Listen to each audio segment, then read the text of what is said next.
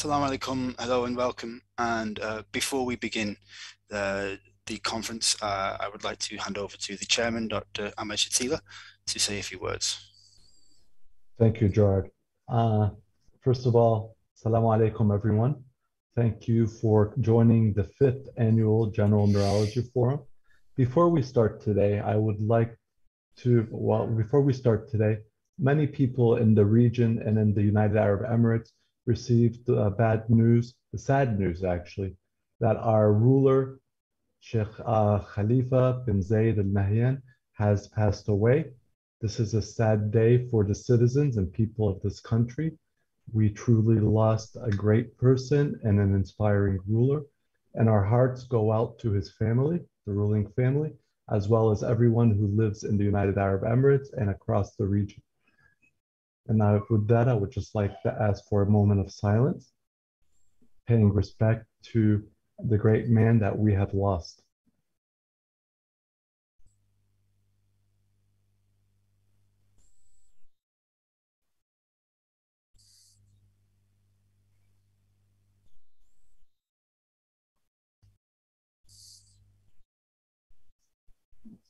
Allah yarhamu. Al-Fatiha. So with that, we would like to start today. First of all, as I was telling you, this is our 5th Annual General Neurology Congress. And the idea of this Congress started 5 years ago with a very simple idea. How do we spread word and awareness to our primary care colleagues about general neurology illnesses, how to manage them, how to diagnose them, and when to refer them to a neurologist. And initially, this Congress started off as a half-a-day Congress. And over the years, it has grown to the conference that it is today, over 3 days. 31 lectures will be performed or will be given over 3 days by excellent speakers covering a wide range of topics. And hopefully with that information, you'll be able to take that information back to your clinics to help the people and patients that we care for. Today, our first lecture will be Dr. Naji Riashi. Dr. Naji Riashi, oh, I'm sorry. Before that, I'd like to give the camera to Gerard. Thank you, Dr. Shatila. Thank you for those kind words at the start. Yeah, indeed, before we begin the today's session, this is obviously the MS focused day. So this is be focusing on multiple sclerosis, and it will be a chance for you all to meet and discuss with some of the leading experts in the UAE, one of which is your chair and moderator, Dr. Shatila, today. If you have any scientific questions, you will see that there is a comment or a question box in the auditorium. You can just pop your question into there and press enter, and then that will be sent directly to today's moderators who will ask those questions on your behalf. There's a technical support button that you can press, and that will go directly to my team for any technical issues that you may have.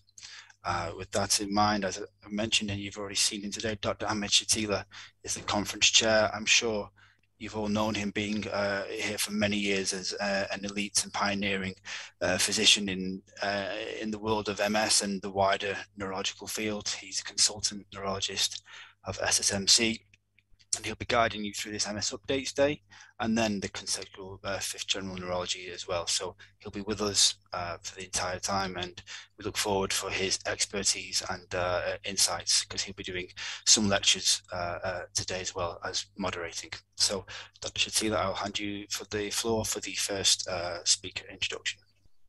Thank you, Gerard. And before I introduce our first speaker for the MS Update Day, I would first of all like to thank the audience. Without your support, none of these lectures could ever happen. So always I would like to thank and express my sincere gratitude to the audience who take out of their personal time to focus and dedicate to the knowledge of neurology in order to empower their patients. I'd also like to thank our sponsors who, without their support, these conferences could not happen as well. And finally, I'd like to thank Focus Golf and Gerard Moore for his organization skills and the IT team that is able to handle all of this information so that we can deliver this information to you. With that, I would like to introduce our first speaker today. He is a neurologist at SKMC, Sheikh Shakhbout Medical City, but he's also a personal friend of mine, Dr. Naji Riashi. He's a consultant neurologist in Khalifa University College of Medicine, clerkship director of neurology and assistant dean for clinical affairs. Dr. Riashi was previously tenured full professor and chair of the Department of Neurology at the Lebanese American University and assistant dean of clinical research at LAU School of Medicine. Dr. Riashi finished his postdoctoral fellowship at Case Western Reserve Universities in Cleveland, Ohio. He also finished his residency in neurology at University Hospital of Cleveland, and then he did a 2-year fellowship of epilepsy and clinical neurophysiology. Dr. Riashi has participated in several clinical studies and has given more than 300 lectures regionally and internationally, and he has authored more than 70 peer-reviewed publications and book chapters. Today, Dr. Naji is going to talk to us about the introduction to MS, kicking off our MS Update Day. Without further ado, Dr. Naji Riashi, the virtual floor is yours, sir. Thank you so much, Ahmad, for your invitation and for allowing me to participate in this meeting. I would like to also extend my condolences to all of you. And we are going to start. Can you all see my screen? Yep. Okay, perfect. So I'm supposed to introduce to you the topic of multiple sclerosis, and we're gonna start with that. Multiple sclerosis is a chronic inflammatory demyelinating disease that affects the central nervous system. So it could affect both the brain as well as the spinal cord. It was first described by Charcot and Vulpian in 1866, and it is characterized by disseminated plaques, multiple plaques, that are seen both in the brain as well as in the spinal cord. They affect the surface of the cerebral gyri, and they may produce, depending on their location, variable symptoms. So this is the most common chronic neurological condition of young adults in Europe and in North America, and I think it's safe to say that it is also the case in our neck of the world. It is an inflammatory demyelinating disease of the central nervous system, but not just, because we learned at the turn of the last century that it also can affect axons and cause axonal transection early on in the disease and not much later when the patients are already burnt out, as we used to think initially. So as I've mentioned, the signs and symptoms will be multiple and variable, and we'll get to those in a few minutes. And the natural history could be variable as well. So it affects about 2.5 million people worldwide, and the prevalence in the United States was thought to be about 400,000. So an incidence of 4.2 per 100,000 per year. Women are usually more likely to be affected than men, with a ratio of 2 to 3 to 1. And the mean age of onset is 31 years, so it's a disease of the young. Even though it has a range that goes from 5 to 67 years, it's usually rare in prepubertal children, and it's rare after the age of 60. So when you have it starting there, you really have to look to make sure of the diagnosis. It is less prevalent among non-white population, and I'll get to that more in a little bit. So there is this paper that was published by Wallen and his group in Neurology in 2019, and they used a validated multiple sclerosis algorithm and applied it to the National Administrative Health Claim data sets in the US, and that involved both the private insurances as well as the government insurances. And it was estimated that the 10-year prevalence between 2000 and 2010 is overall 309 per 100,000 cases, with a total number of 727,000 plus cases in the US alone. And it was estimated that the lifetime prevalence for 2017 would be 362 per 100,000, which would come up with about 914 plus thousand cases in the US. We also have data that was published by Dr. Yammout and his group in the MENA region, looking also at the prevalence per decades. And as you can tell, each one of these red boxes indicates a single study. The prevalence seems to be increasing over the past few years, and it is reaching higher number than what used to be seen before. So we are doing just as bad as the rest of the world as far as the prevalence is concerned. Now, I've already told you that there is a geographic distribution to this disease. It has an increased prevalence in temperate regions, and you will see more of it with the latitude north and south of the equator than the closer we come to the equator. And this would have allowed us to divide the world into areas of low, medium, and high risk, depending on the geographic location. And the reason why there is this geographic difference is really unknown to us. We know that there are genetic issues that are involved, but there are also definitely environmental issues because the genetics would not be enough to explain everything. So this is a map of the world divided into the bright orange is the high risk, the mustard color is the medium risk, and the yellow, the pale yellow, is the low risk area. However, this is no longer accurate today because areas that are supposed to be in low or medium risk could be really subject to an endemic proportion of MS. I cite, among other places, Iran, where the numbers have been increasingly high and have reached endemic proportion when it's not supposed to be the case based on its geographic location. Also, during the war in between Iraq and Kuwait, after the war, the numbers were seen to increase tremendously in Kuwait for reasons that are not clear to us as well. And so these epidemiological studies will need to be carried on. Now, I already told you that women are affected more than men, 2 to 3 for women to 1 to men. And it is uncommon before puberty and after the age of 60. It's a disease of the young. The typical onset age is between 20 to 40 years. And what is important to note also is that pregnancy affects the disease by preventing the exacerbation. So you will have less attacks during pregnancy. However, in the postpartum phase, so the 3 months after delivery, the risk could be slightly increased.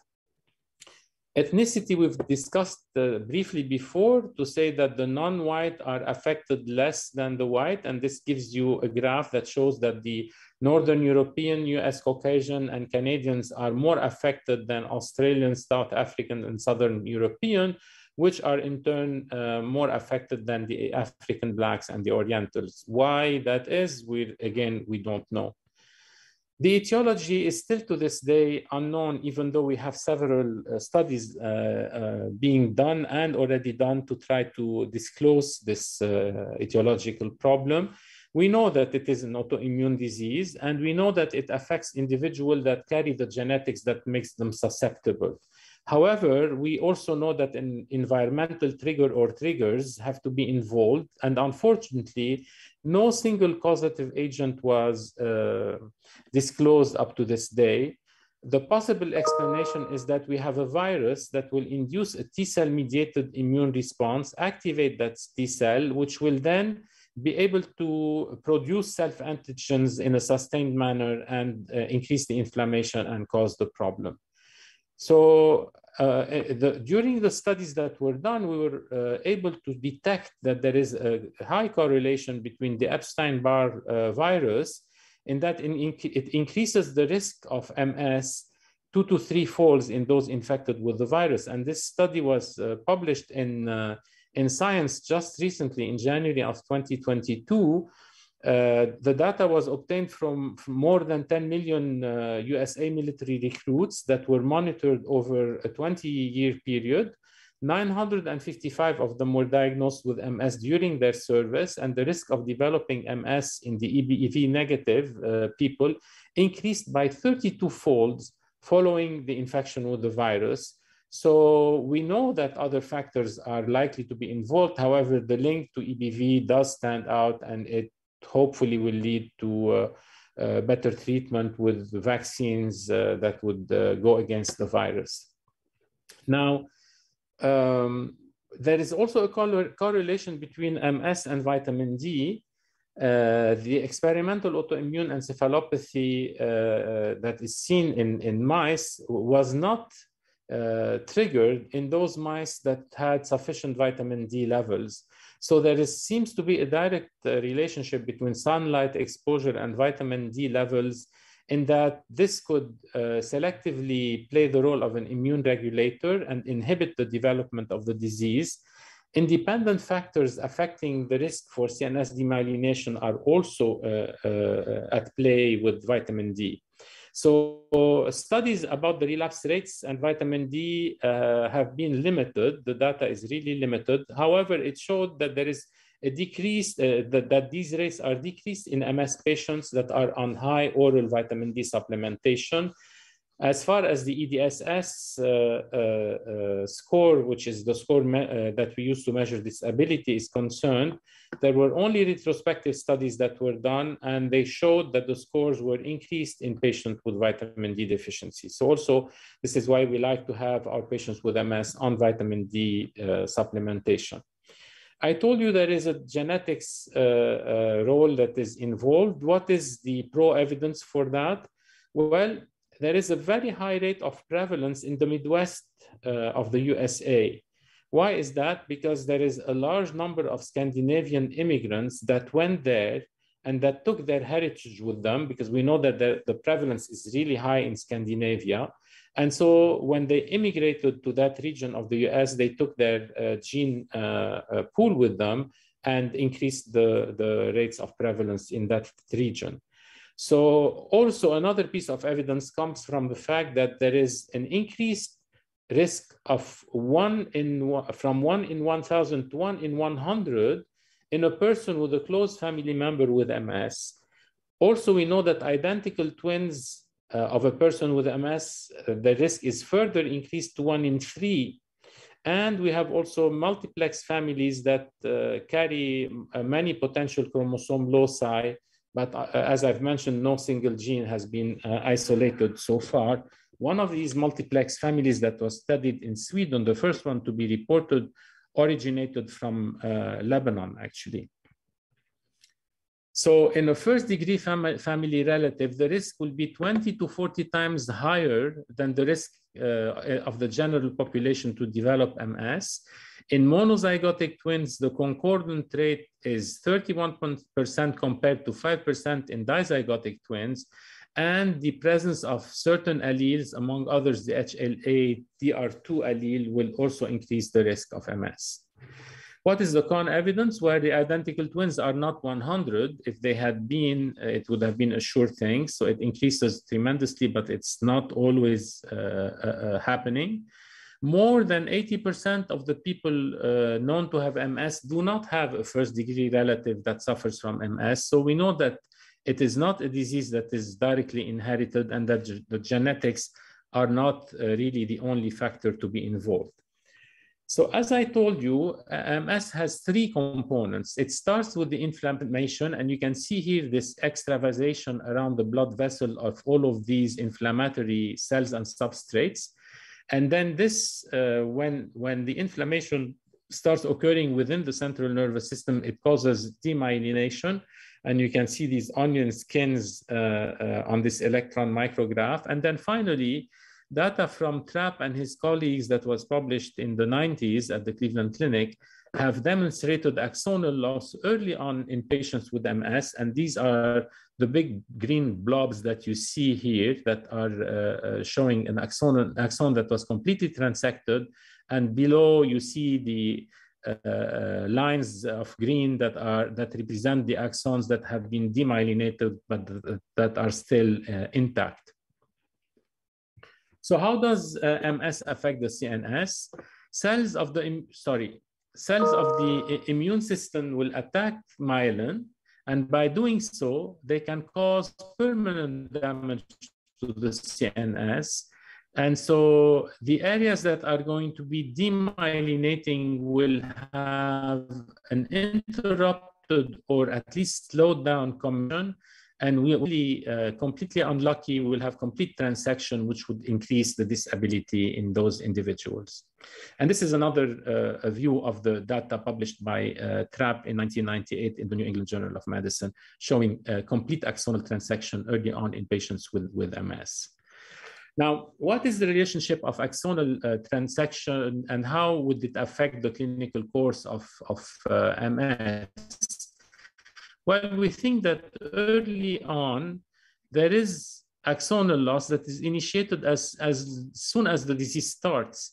However, the body and the CNS can still compensate for it by remyelination, by producing other circuitry for communication, etc., up until it will reach a certain point where it will cause irreversible neurological disability because the central nervous system will no longer be able to compensate for neuronal loss. And this is when we will start seeing disability clinically in these patients.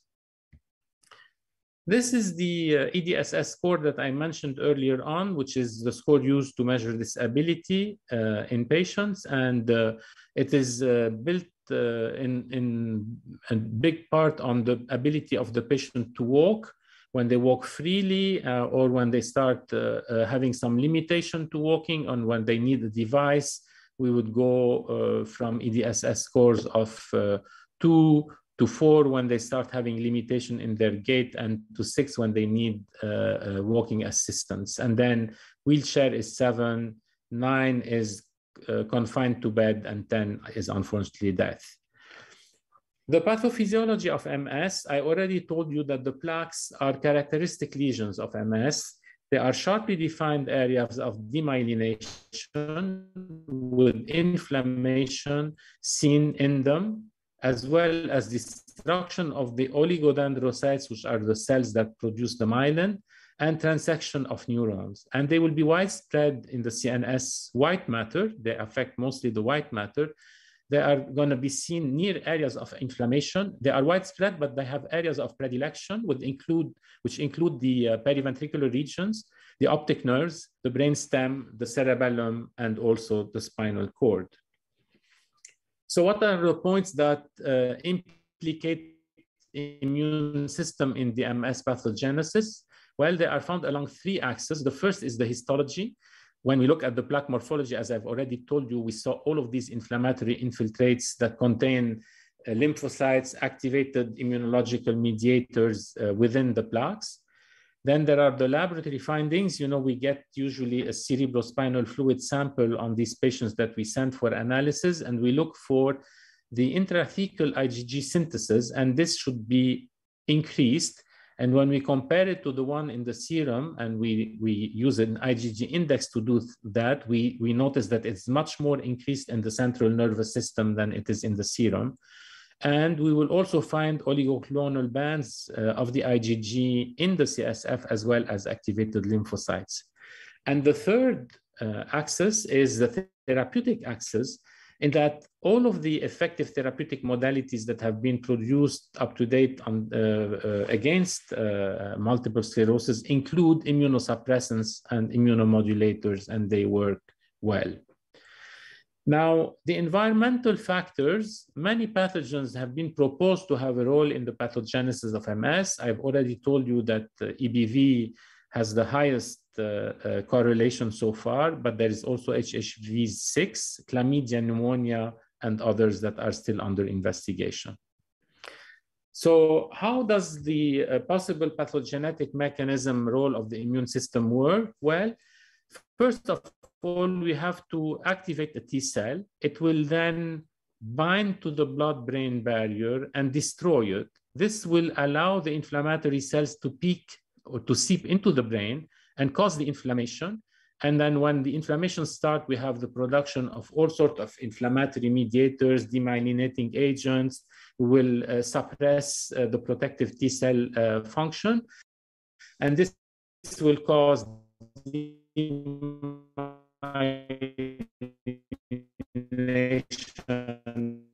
and sometimes also. So this is the proposed mechanism. What about the symptomatology of MS? I already, patients will depend on the area that are going to be affected by the plaque. But we don't only have physical manifestations, we also have cognitive disability. And this is against what we were told when we were medical students. We were told that MS does not affect cognition. Well, it does, and it does so in 50% of the patients and early on in the disease, and irrespective of their degree of physical disability. The clinical course may be variable. There are 4 types of clinical courses described. The most common is the relapsing remitting MS, and which lead to gradual progressive deterioration of function. And then there is also a combination of both. So the first symptoms of MS include weakness, that is seen in 40% of the cases, paresthesias in 21%, optic neuritis in 22%, and then there is diplopia, disturbance of micturition, and vertigo that also account for 12, 5, and 5% respectively.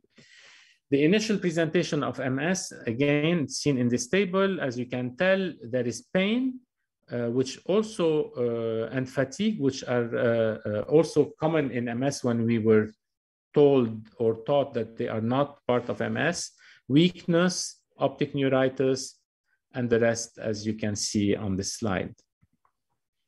Common symptoms of MS include all of the ones listed, including tremor, ataxia, spasticity, bladder and bowel dysfunction, incoordination, in addition to the ones that we've mentioned so far. The MS symptoms include more than the physical manifestations. I already told you that the cognition is affected in 50% of the cases. How could we miss it? Because we're not using the proper tests to look for it. We usually test the patient for cognition using the Mini-Mental Status Exam, and it is not good enough to detect the anomalies that are going to affect the patient by MS. And there is also the psychological manifestations, depression, personality changes, and mood changes that will result as well.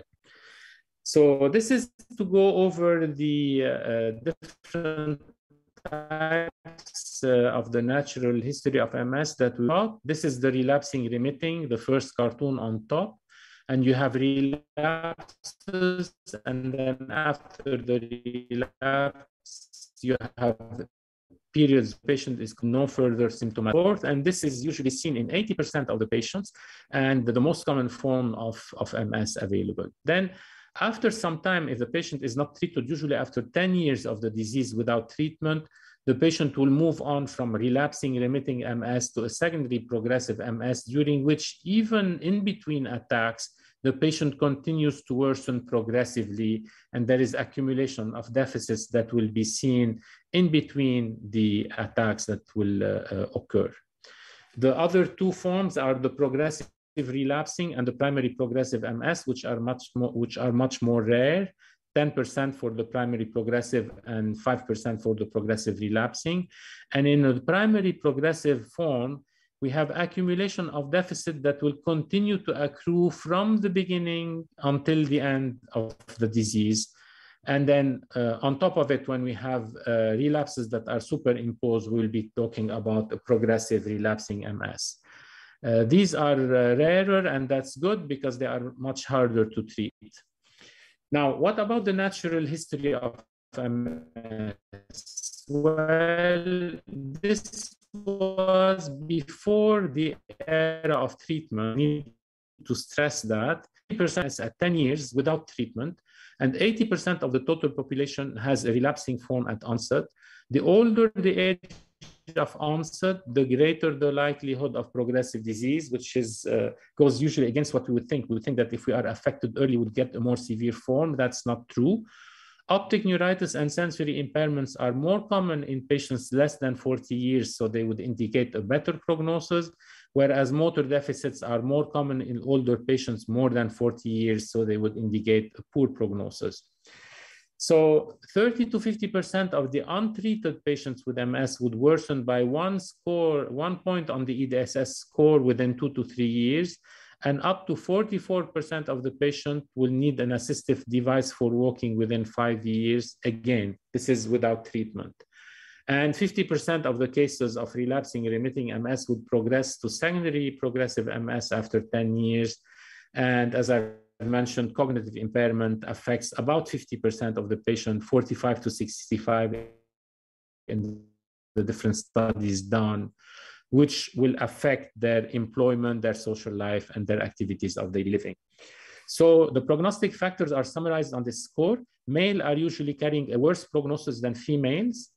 If the onset is relapsing remitting and it leads to a complete recovery after the attack, this is a good prognosis versus a polysymptomatic onset with motor involvement and incomplete recovery. When the inter-attack interval is long, this is better than when it's short.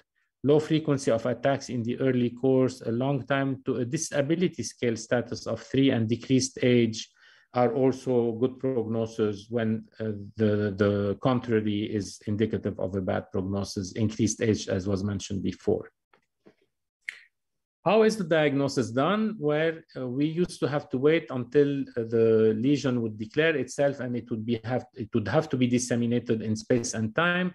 We now have newer diagnosis requirements that were instigated and that allow us to use the MRI to overcome that and to make a faster diagnosis. The history and the physical exam are going to be extremely important. I cannot tell you the number of times that patients with migraine have been referred to me with a diagnosis of MS because they had those small lesions that are seen on their MRI, which have nothing to do with the typical lesions of MS, and they never had anything in their history that would make us suggest or think of MS. So we need to start there, and then we need to obtain imaging of the brain and the spinal cord. We get the labs to rule out the mimickers of MS, and we also analyze the CSF for the evidence I told you about earlier.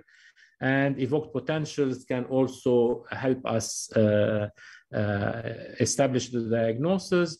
They will be high in the proven MS and 90% for the visual and 80% for the somatosensory. When it is suspected, the evoked potential visually abnormal in 70% included in the diagnosis because it really would help to establish it. This is a list of the differential diagnoses of MS, and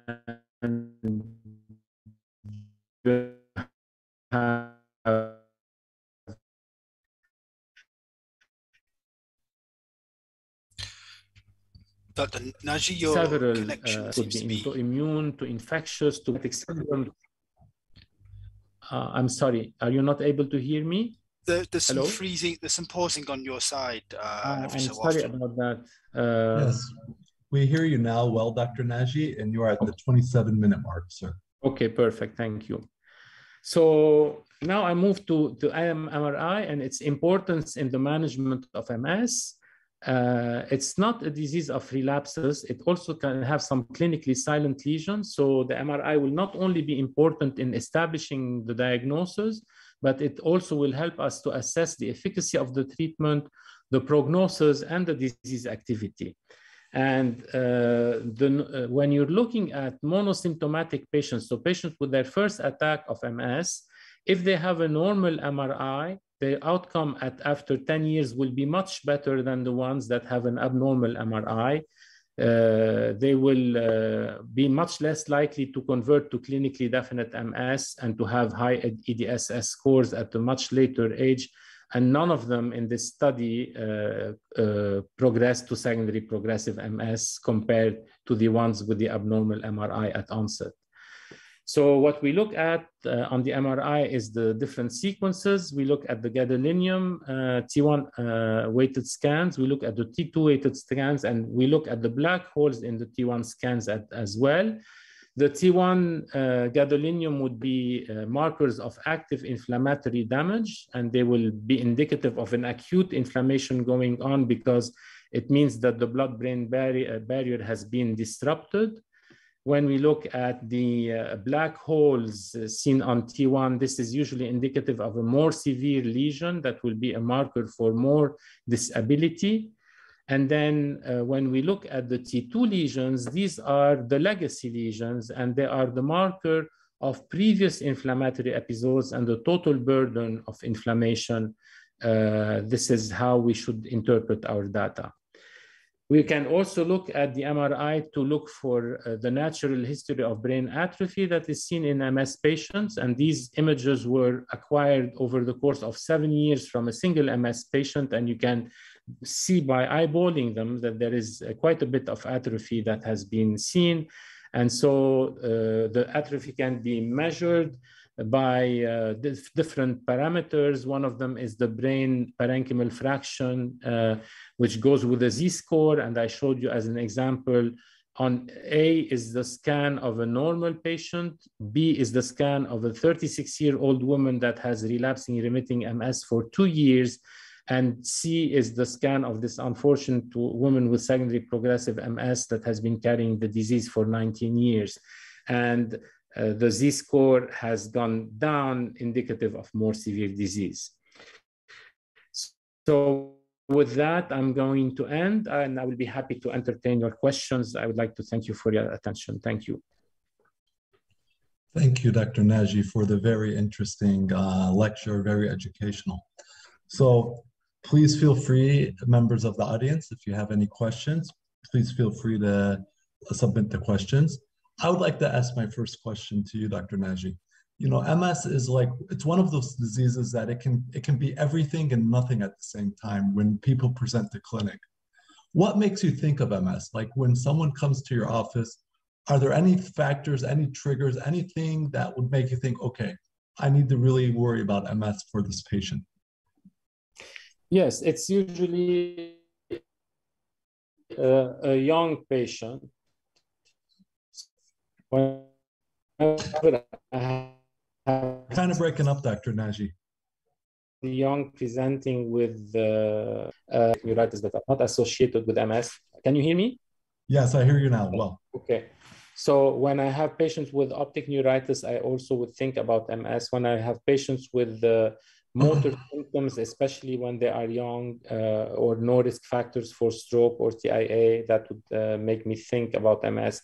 Patients with sudden onset vertigo and imbalance would make me think about MS. And then transverse myelitis would make me think about MS. So when patients come with paraplegia or with bowel bladder or sexual dysfunction, that would also alert me towards the diagnosis.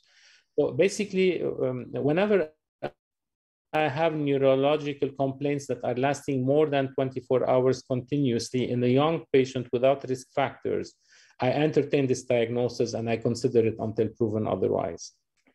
Got it. One question is vitamin D. Vitamin D has been one of those things, it's been over a decade. We need to use it, we don't need, it's important, it's causative. Where do we stand with vitamin D in MS, and when we replace it, or when you replace it, what goal are you looking for? Like, how do you do that? Well, you know, as was shown in the slide that I presented about vitamin D, there seems to be an association between further disease relapses or inducing disease even in animal models in those patients that are deficient in vitamin D. So all of my patient population with MS are on vitamin D supplementation. So I think it's better to play it safe and to keep those levels elevated or okay, at a normal level than to jeopardize the patient with low levels of D. So I think MS, and I think you do the same, Ahmad, no? Yes, I do. Usually when I replace vitamin D in all my MS patients, and usually I aim for a goal of, normally with Malefi in our system, 50 to 150 is the normal level of vitamin D. I usually aim for above 100, and I give 50,000 units either 7 days or every 2 weeks, you know, depending how low it is. And with that, That do the would same. Thank you. There's one question, Dr. Shazia, Oh, yes. in the questions page. There is some questions there. Okay, I'm There's at the one there. question page. What can you, but I don't see it, Gerard. Can you read it? I don't see any questions that I'm missing. Okay, so I'll resend you the link. I will say it now. I see it. As primary care, how do you detect in the clinic, and when do you advise referrals? Oh, Sorry, can you repeat the question? The voice of Gerard was distorted. I couldn't hear. here we go. I'll say it.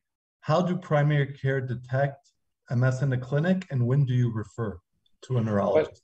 They should suspect it in all of the instances that I've described. I mean, if a patient, especially in younger population, when they have symptoms or signs that could lead to the diagnosis of MS. And, you know, I think that every patient that has anomalies on the exam or anomalies on their MRIs, they deserve to be referred to a neurologist to be further investigated, evaluated, and treated. Because, I mean, I don't think the general practitioner should go ahead and treat MS patient. Honestly, I think that they would be much better off being seen and treated by a neurologist. Well, thank you very much, Dr. Naji, for the very interesting and educational lecture. I would just like to remind the audience that this was a CME accredited lecture. And with that, thank you, sir. And hopefully we will see you again. Do we have our next speaker, Dr. Deep Cade? Has he joined? Yes, I am here. Can you hear me, Ahmed? Oh, yep, there we go. I hear you and I see you now, Dr. Deep. Very good. Good afternoon. Good evening. Good evening. How are you today? Good. So do I need to start sharing my screen? Well, let me first introduce you. Okay. Dr. Deep Cade. Dr. Cade was graduated with honors from the University of Evansville in Indiana with a Bachelor's of Science in Biology. Dr. Cade then obtained his MD degree from St. George's University School of Medicine in Grenada in 1990. Dr. Cade next completed his neurology residency at Temple University Hospital in Philadelphia, Pennsylvania, USA, where he also served as chief resident. He then obtained his subspecialty fellowship training in clinical neurophysiology at Allegheny Hospital, University Hospital, and in advanced clinical neurology, pediatric neurology at Jefferson's University Hospital, all in Philadelphia. Dr. Cade relocated to the UAE in 2000, almost 22 years ago, and served as a consultant neurologist at Toem Hospital in Al Ain, where he was the head of the Division of Neurology at the Faculty of Medicine and Health Science in the UAE University. Dr. Cade has served as an adjunct clinical assistant professor, and he relocated to Dubai in 2005, where he's been working in private practice.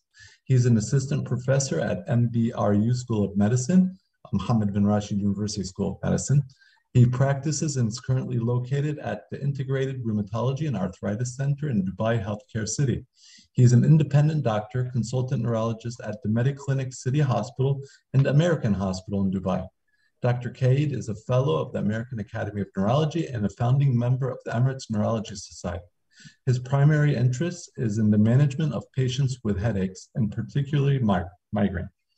With that, Dr. Cade today will talk to us about MS therapies, the role of MS therapies, the role of Kesimpta. This is a non-CME accredited lecture sponsored by Novartis. Dr. Cade, the virtual floor is yours. I will give you 27 minutes. I'll just kind of remind you about time. Okay? Thank you, Dr. Ahmed, for, I was wondering what happened to the last 22 years of my life. Now I know. Okay.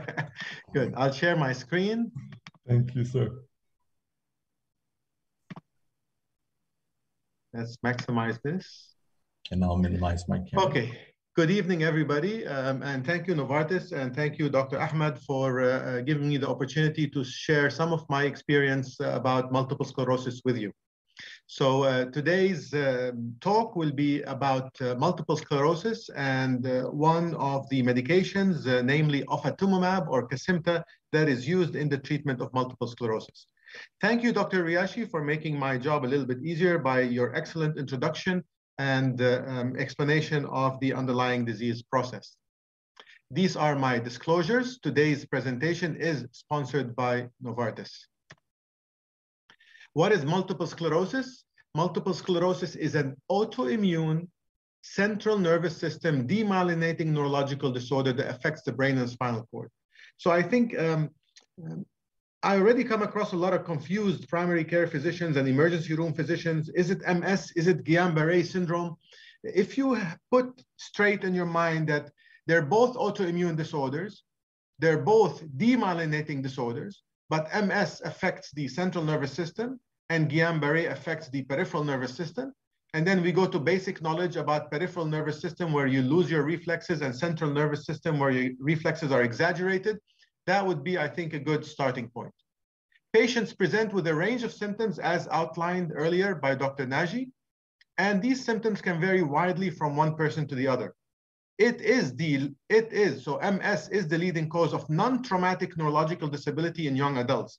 Perhaps in our region, car accidents and paraplegia from car accidents and death from that is maybe a leading cause of death and disability. So what happens with multiple sclerosis? We all remember the axon, the neuron, looks like an electrical wire with insulation around it. That's the myelin.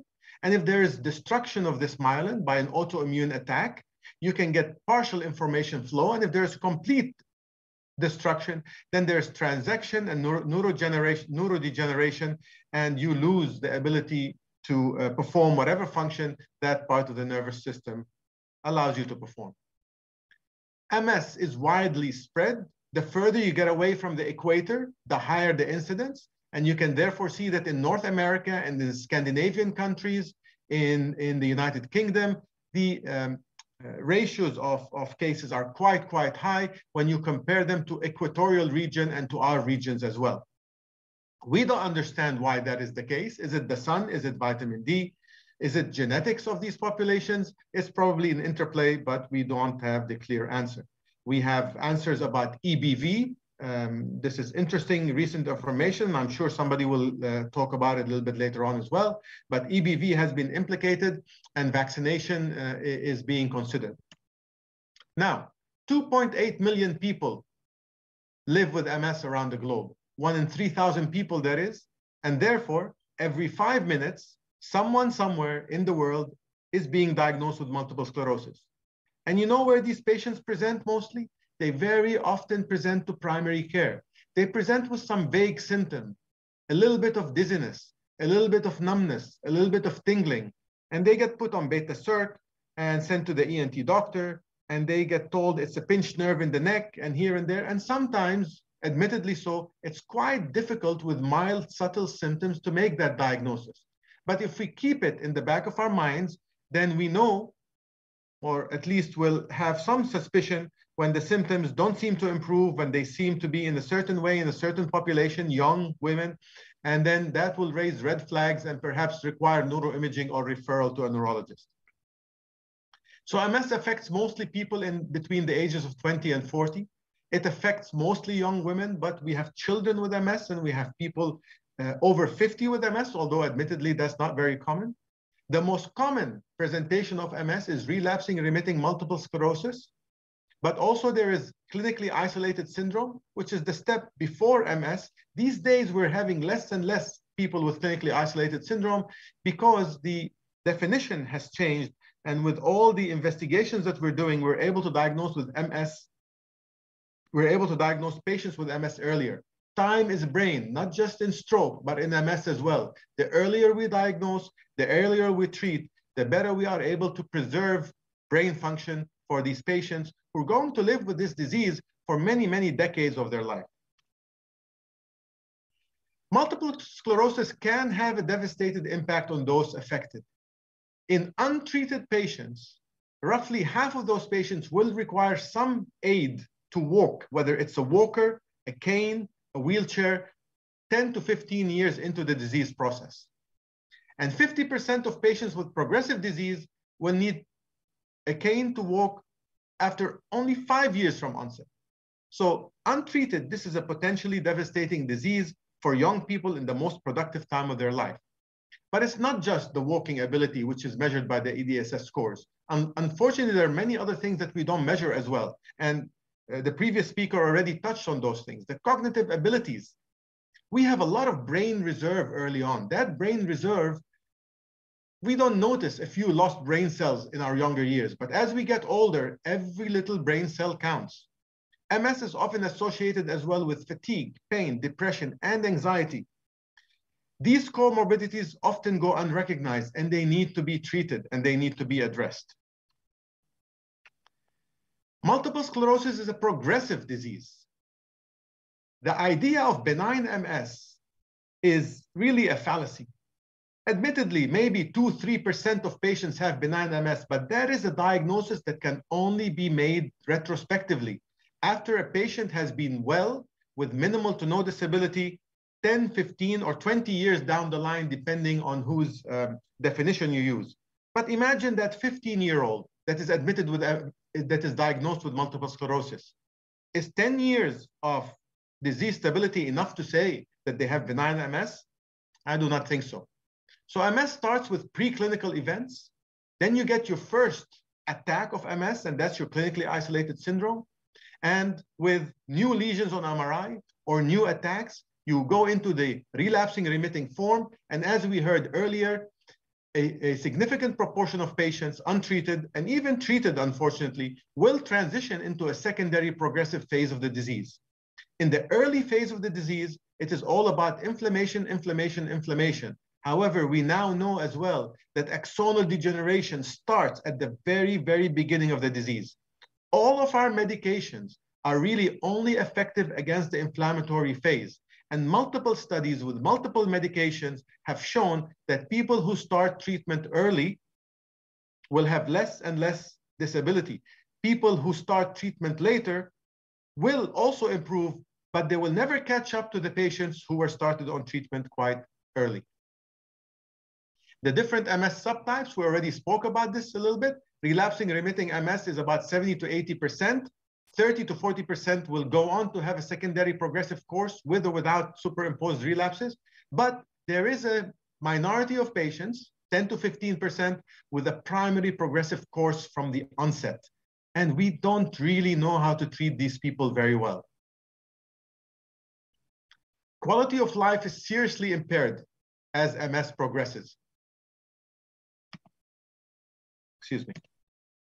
Depression and anxiety are comorbid in about 35 to 50% of all patients with multiple sclerosis. I had a patient in clinic yesterday that I've been following since 2009 with an EDSS score of 0.5 to 1 at most. And he's done quite well. Now, this patient is a walking bag of anxiety. I don't know about depression, but definitely anxiety. He's anxious about everything. He sees a psychiatrist, and he's seen multiple psychiatrists in the past. And one of the psychiatrists that he saw just last week looked at him and he said, all patients with MS have anxiety or will develop anxiety, and therefore we need to treat you. And he came to me scared to hell saying, do I need treatment? Does everybody with MS get anxiety? Well, not everybody with MS gets anxiety. As we all know, we all have patients with MS without anxiety, without depression. But it's important to recognize these because treatment thereof will improve the quality of life of the patient. Cognitive difficulties, fatigue, pain. The same patient I'm telling you about, his major symptom is pain, pain all over the body, stiff muscles in the back, in the shoulders, very debilitating. He is on pregabalin for treatment. He is on various medications and is doing quite well. Mobility can be affected, and as the disease progresses due to the above comorbid conditions and to the deficits that may result from multiple sclerosis relapses, there is a reduced level of employment. So patient employment diminishes as the disease progresses. And as you reach an EDSS score of 6 meaning that you need some help with ambulation, only 29% of patients are still employed. By the time you reach an EDSS score of 3, and you're relatively functional at 3, half of the patients are no longer employed. And here, you wonder, what is the cause? These patients can walk. How come? Well, there's a lot of issues with fatigue. There's a lot of issues with cognition. Of course, the EDSS score is 0, normal, 10, dead. And as the disease progresses, it's not strange that quality of life becomes impaired. And therefore, it is no surprise that MS has quite a bit of an economic burden. People with mild to moderate disability will cost the healthcare system about $30,000 a year. Those with moderate disability, about $50,000 a year. And those with a severe disability, they can cost up to $100,000 a year. Insurance, what can I say about insurance? It's a necessary evil. Patients are facing progressive difficulties with financial burdens because they have co-payments, because their insurance will not cover monoclonal antibodies, because the insurance will require that patients fail initial minimally effective therapies before they're approved for the more expensive, much more efficient therapies. Insufficient treatment and adherence increases healthcare resource use. If we use highly effective medications from the get-go, in the long run, if these insurance companies have the vision about the long run, they might actually save money. And therefore, there is a limited window of opportunity to intervene. We want to intervene early on and preserve the brain reserve. The longer we wait, the less effective are our treatments. And once a patient reaches an EDSS of 3, which is not much of disability, it's a bit, but once they reach an EDSS of 3, no matter what we do, they're going to be heading down that slippery slope of secondary progression. We need to start treating from an EDSS of 0 and 1 with our great, wonderful medications that are highly effective and quite safe. So why treat MS early in the disease course? We want to preserve brain function. We want to preserve that reserve of the brain. We don't want to start with less effective medications, lose brain function, and then say, okay, now let's use the big guns. We've missed the train. There are a couple of studies out there whose results should be coming up in the next couple of years, and hopefully proving beyond the shadow of doubt that this is the correct approach. We know now from various data and from various studies that this seems to be the way. We have actually changed the natural history of MS. Remember, 50% of people will require a walking aid by 10 to 15 years into the disease process. Well, that is untreated with our effective treatments. And I'm not talking about the old interferons. I'm talking about with the newer agents. We have already seen that these numbers are changing. It may be a function of early diagnosis as well, but there is still enough evidence to say that early treatment is changing the natural history of MS.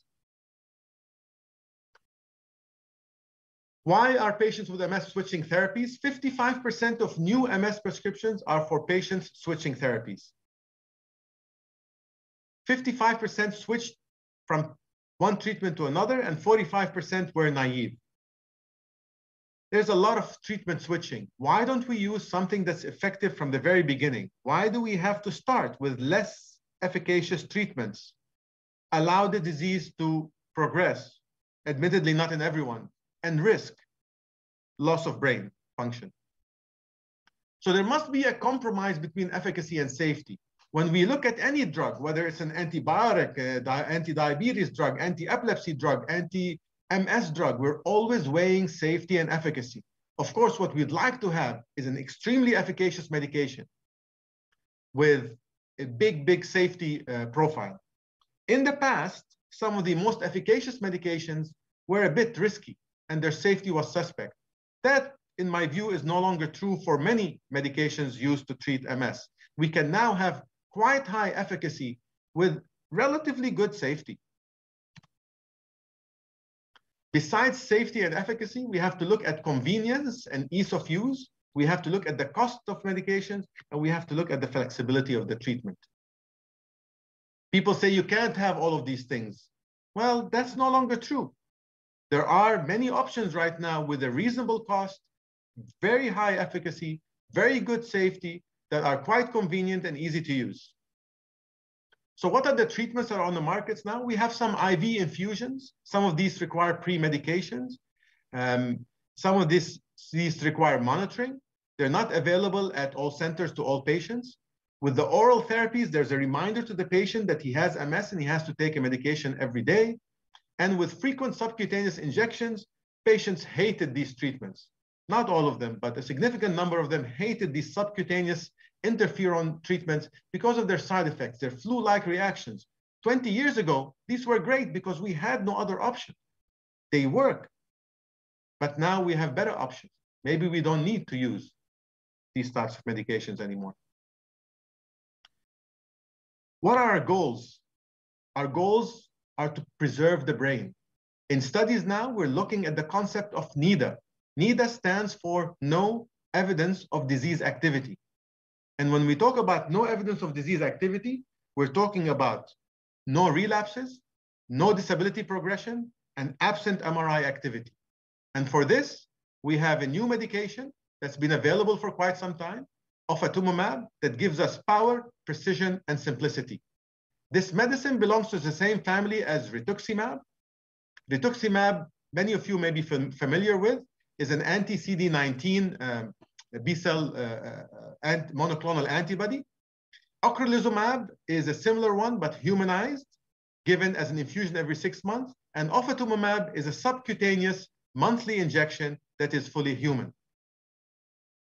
What do these medications do? These monoclonal antibodies, they bind to the CD20 segment of the B cells, and this causes delayed B cell lysis by mechanisms such as complement-dependent cytotoxicity and antibody-dependent cellular cytotoxicity, leading to the lysis of these CD20 B cells, and therefore limiting further relapses and achieving, hopefully, disease control. And when Kesimpta is delivered subcutaneously as opposed to intravenously, such as with ocrelizumab and rituximab, the subcutaneous route leads to the drug being taken up by the lymph nodes. And as we know, lymphocytes, B cells are usually sequestered in lymph nodes, therefore potentially giving a more targeted approach to therapy. When we give an injection of ofatumumab, we can see that within a short period of time, the B cell counts drop below the lower limit of normal, and they're completely suppressed by about 4 weeks. The two major trials that were used to, put together to study and approve Kesimpta are the Asclepios trials, and they looked at patients on teriflunomide, which is an active oral comparator and an effective medication, and compared it to B-cell therapy with ofatumumab. If we look at the baseline characteristics of the patients, they're really similar. They're the typical patients with MS. They're typically women in their 30s, and in both studies, they were evenly matched between the active comparator, teriflunomide, which is Aubagio, and the active CD20 therapy, ofatumumab Kesimpta. If we look at some of the endpoints here, there's a relative reduction in annualized relapse rate. There's a 51% improvement in one study, 59% in the second study, when comparing Kesimpta to teriflunomide. That's one relapse in 10 years. 0.1 relapses per year. That's how effective these medications are. And these medications, just like all B-cell therapies, are highly effective at suppressing gadolinium-enhancing T1 lesions in the brain. So active lesions, reducing them by between 98 and 94%, not compared to placebo, but compared to an active comparator. So they reduce the relapse rate by at least 50 to 60% compared to an active comparator. They reduce the gadolinium-enhancing lesion by over 94%. They also achieve better reductions in T2 lesions. So an abnormal MRI is an MRI that shows gadolinium-enhancing lesions, that shows new lesions or enlarging lesions. Again, there's 82 to 85% reduction in new T2 lesions when using Kesimpta as opposed to using teriflunomide. There is also a significantly reduced relative risk of confirmed disability worsening when using Kesimpta compared to teriflunomide. In these two studies, the primary endpoints as well as many of the secondary endpoints were achieved with all statistically significant numbers. How about NEDA? no evidence of disease activity. We said the goal of therapy is to achieve NIDA. In year 1, roughly half the patients achieved NIDA on ofatumumab as compared to only a quarter of the patients on teriflunomide. And if we look at year 2, 88% of patients achieved NIDA compared to only half the patients on teriflunomide. These are highly effective medications. Up to 9 out of 10 patients using Kesimpta achieved NIDA 3 in year 2. NIDA 3, remember, is no relapses, no new lesions, and no disease progressions. Why is it called NIDA 3? Because there are 3 arms to it, but there's a NIDA 4 and NIDA 5. But these are a bit difficult. This takes into account things like fatigue and cognition, which are much more difficult to measure. So this drug is highly efficacious. How about safety? Look at the safety record when comparing one of the safest medications treating MS, which is teriflunomide, and this highly effective therapy of Kesimpta, ofatumumab. There is really nothing to be worried about in my assessment. There are several side effects, but they're not significantly different than with teriflunomide. One worry was about the risk of infection because of suppression of the B cells that produce immunoglobulins. And although there's a higher risk of drop in immunoglobulin M with Kesimpta compared to teriflunomide, this did not lead to a higher risk of infections. Not only that, once treatment is stopped, B-cell repletion takes place quite quickly. So data from the relapsing multiple sclerosis clinical studies indicate that B-cell recoveries over the lower limit of normal occurs in at least 50% of patients in 24 to 36 weeks post-treatment discontinuation. With other monoclonal antibodies targeting the CD19, CD20 system, sometimes it's taking 9 months, 1 year, and even longer for B-cell repletion. I have one patient on rituximab for a neurological condition other than multiple sclerosis, who 1.5 years from the time of his last rituximab still has a CD19 count of 0. Nothing has recovered yet. So Kesimpta is efficacious, it is quite safe, but it's also quite convenient. You do not need to come to hospital to get an infusion every so many months. There's no need for any pre-medications. It's a simple at-home, self-administered auto-injector pen. You press a button, within 3, 4, 5 seconds, it's finished, and that's done. Before getting started with Kesimpta, you need to make sure that you have hepatitis B virus screening and that you are immune to hepatitis B, and that if not, that you've immunized before going on the Kesimpta. This is what the pen looks like. Initially, there's a loading dose of 4 injections over the first month. So it's given on day 0, on day 1, let's say, day 7, day 14, you skip day 21 and you give it on day 28. Thereafter, it becomes once every 28 days. This is the power, precision, and simplicity of ofatumumab subcutaneous injections for controlling and preserving brain function for patients with multiple sclerosis. So if we want to summarize, up to nearly 60% reduction in relapses versus an active comparator, teriflunomide, significant risk reduction in 3 months confirmed disease progression versus teriflunomide, superiority in controlling MRI features such as gadolinium enhancement and T2 lesions.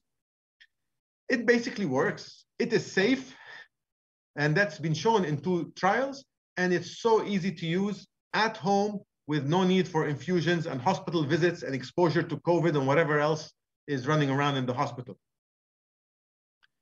What is the average cost of medications? Well, if we compare some of the most commonly used medications in the UAE, we can see that for a 1-year cost of treatment, ofatumumab is quite, well, it's quite reasonable when you compare it to the other agents for a highly efficacious medication. I think by this slide, I would like to end, and I'm happy to entertain any questions you might have. Thank you. Thank you, Dr. Deeb, for the very interesting lecture. And, hopefully it added to the knowledge base of our colleagues.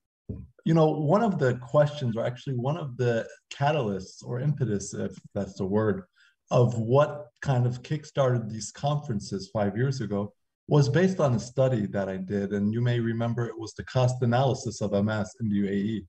This was a study done from 2010 to 2016. And what was interesting in the study was initially there was around 1,200 patients or people with MS in the United Arab Emirates, mainly in Abu Dhabi, who followed at Saha facilities.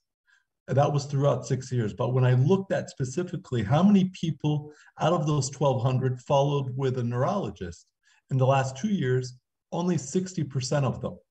So that then made me ask the question, well, and these were locals, not expats who left.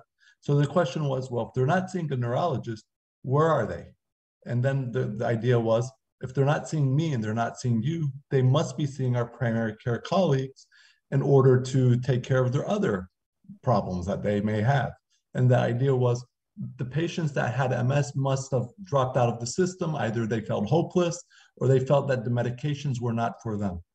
With that information, what would you tell our primary care colleagues when they do see patients with MS who are kind of like lost in the system, not on medicine, or who have decided that there are no medicines that can help?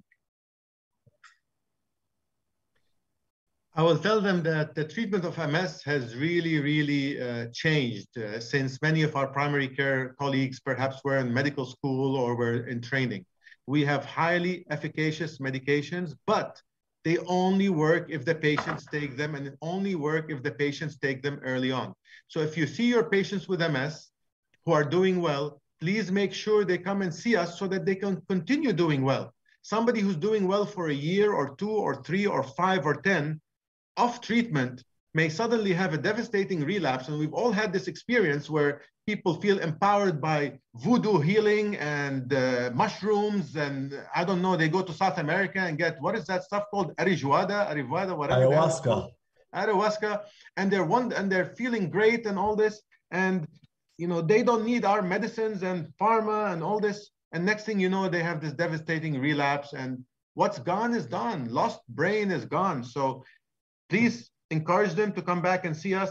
If they hate their previous neurologist, I'm sure there are many others. When I first came to this country, there were 25 to 28 neurologists and pseudo-neurologists. Yeah.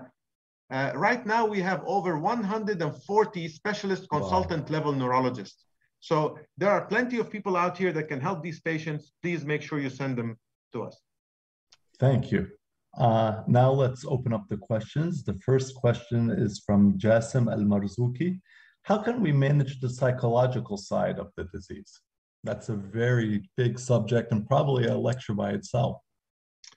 Well, one disadvantage that I have here is that I do not work in an MS center, and therefore I do not have access to an MS nurse. I think that is one of the greatest assets of an MS center is an MS nurse, because it is the nurse that has the time to sit and talk to the patients and get to the deep fears and look at things like anxiety and depression.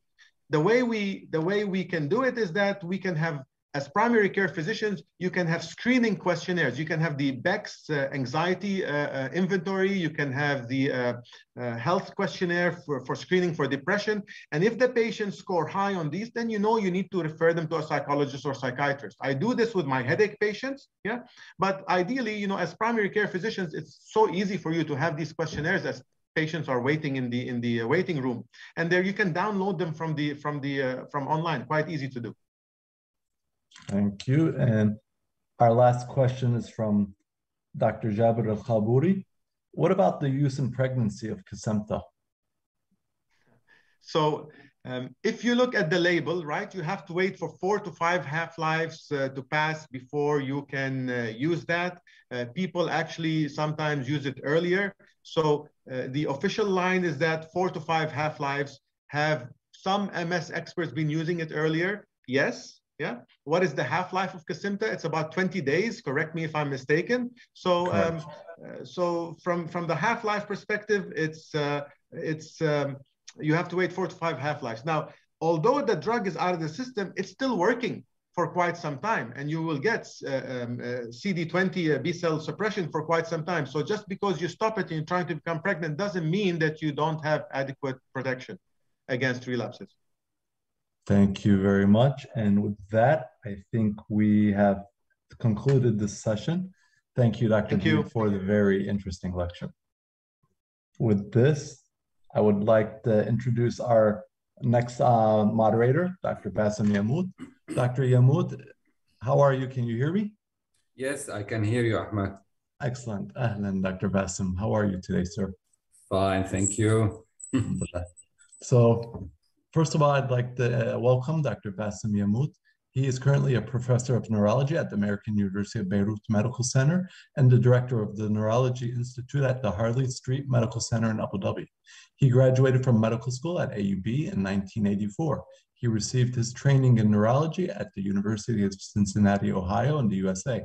And then he followed by a fellowship at the Montreal Neurological Institute, McGill University in Canada. He received his American Board of Neurology and joined the faculty at the American University of Beirut in 1988. He is currently the head of the clinical research at the Multiple Sclerosis Center, president of the MENACTRM's Middle East and North Africa Committee for Treatment and Research of MS. He's also a member of the MSIF, which is the Multiple Sclerosis International Federation Scientific Advisory Board, and he is a fellow of the American Academy of Neurology. Dr. Yammoud is one of our leading experts of multiple sclerosis in the Middle East with recent research on epidemiology of the disease in the region, quality of life of patients in the Middle East. In addition, he is currently the PI, principal investigator, on several ongoing international multiple sclerosis research trials. Dr. Yammoud has authored many research and review papers and is currently chief editor of the MS newsletter, MS Today, and on the editorial board of the Multiple Sclerosis and Related Disorders, Journal of Multiple Sclerosis and Pediatric Neurology. Without further ado, I would like to introduce Dr. Bassem. Thank you, Ahmed, for this very long introduction.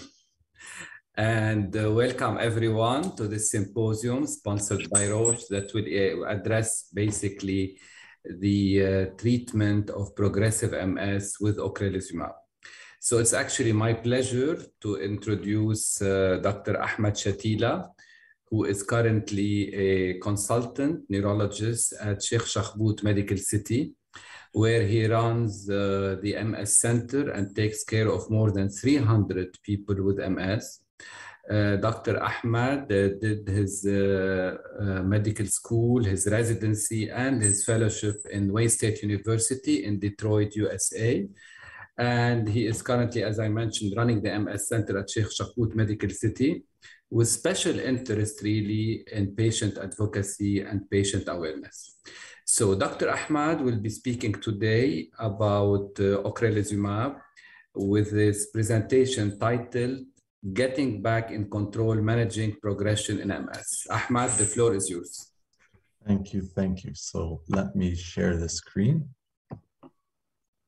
Can you see my screen? Yes, we can see it. There we go. So let me turn on my timer. So first of all, thank you everyone. Today we're going to be talking about getting back into control, managing progression in MS. Here are my disclosures. So let's first talk. I know this has been a recurring theme. There's been a lot of introduction to the terminology and the definition of MS, because the important thing is we need to know what the disease is so that we can help our patients get referred to specialists in different centers so that we can further take care of them. So I'm going to first start off with RIS. What is RIS? It's radiologically isolated syndrome. And what does that mean? It's basically defined as the presence of incidentally identified CNS white matter abnormalities that look like MS, but the patient is healthy, he has no symptoms, he's never had anything suggestive of a relapse. Now, when we look at trials, 1/3 of patients with RIS are diagnosed with MS within 5 years of presentation. And this is based off of the studies by Darren Akuda from Texas. Now, that's RIS, meaning the patient has an MRI that looks like MS, but they don't have any symptoms. The next phase would be CIS, clinically isolated syndrome. This is a person who has a brain that looks like MS, but now they've had their first attack. CIS is the first episode of a neurologic symptom suggestive of a demyelinating disease, which we're talking about MS, so primarily MS. The episode, in order to diagnose a relapse or to call something a relapse, you need to have a neurologic symptom that lasts more than 24 hours. And it's caused by an inflammation or demyelination of the CNS, occurring in the absence of fever, infection, and nothing else that can explain why this person is having weakness, numbness, double vision, blurred vision, loss of vision, or any neurologic symptom that lasts more than 24 hours. Now, CIS can be monofocal or it can be multifocal. And as the name suggests, monofocal CIS is just a single neurologic sign or symptom, which is indicative of a single lesion in an area: optic nerve, spinal cord, brainstem, cerebellum. Multifocal, as the name suggests, you've got more than one area. So you have one sign or symptom indicative of two lesions or two or more that are disseminated in space, but not in time. Now, we know with MS that the damage occurs early. MS is not one of those things that, you have MS and you get your relapse, and the relapse is happening in a vacuum where people who get relapse have no brain destruction. No, brain destruction happens very early in the disease. MS is typically diagnosed following a patient's first relapse or when the clinical symptoms are no longer attributable to other diseases. This diagnosis sometimes can take up to years, sometimes up to 5 years, 3 to 5 years. Patients may be going to different primary care colleagues or even different specialists saying, I have these weird symptoms, and they're not always very concrete. It could be just some mild numbness. It could be a little bit of fatigue. It could be dizziness. And some studies that were looking at the prodrome symptoms of MS in the Northern Scandinavian countries, as well as in the US, in the military. Depression can be sometimes one of the prodrome symptoms of MS.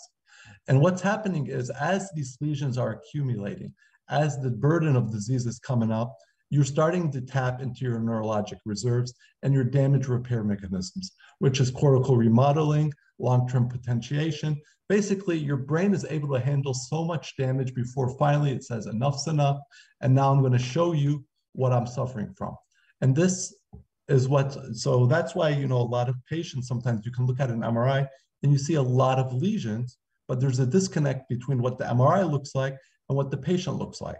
They can have a lot of lesions in multiple areas, but yet you can examine them and they're completely normal, at least physically. This is not talking about mentally or cognitively. But let's assume now that, they're starting to show, and we know now that they're having some brain injury and they are losing neurons. Cognitive decline, increasing disability, has been observed in some cases, which indicates that MS most commonly can be damaging different areas. So what are the two things that we kind of want to look at? You want to look at the physical disability. What are the physical disability parameters that is important? Visual problems, sensory problems, motor problems.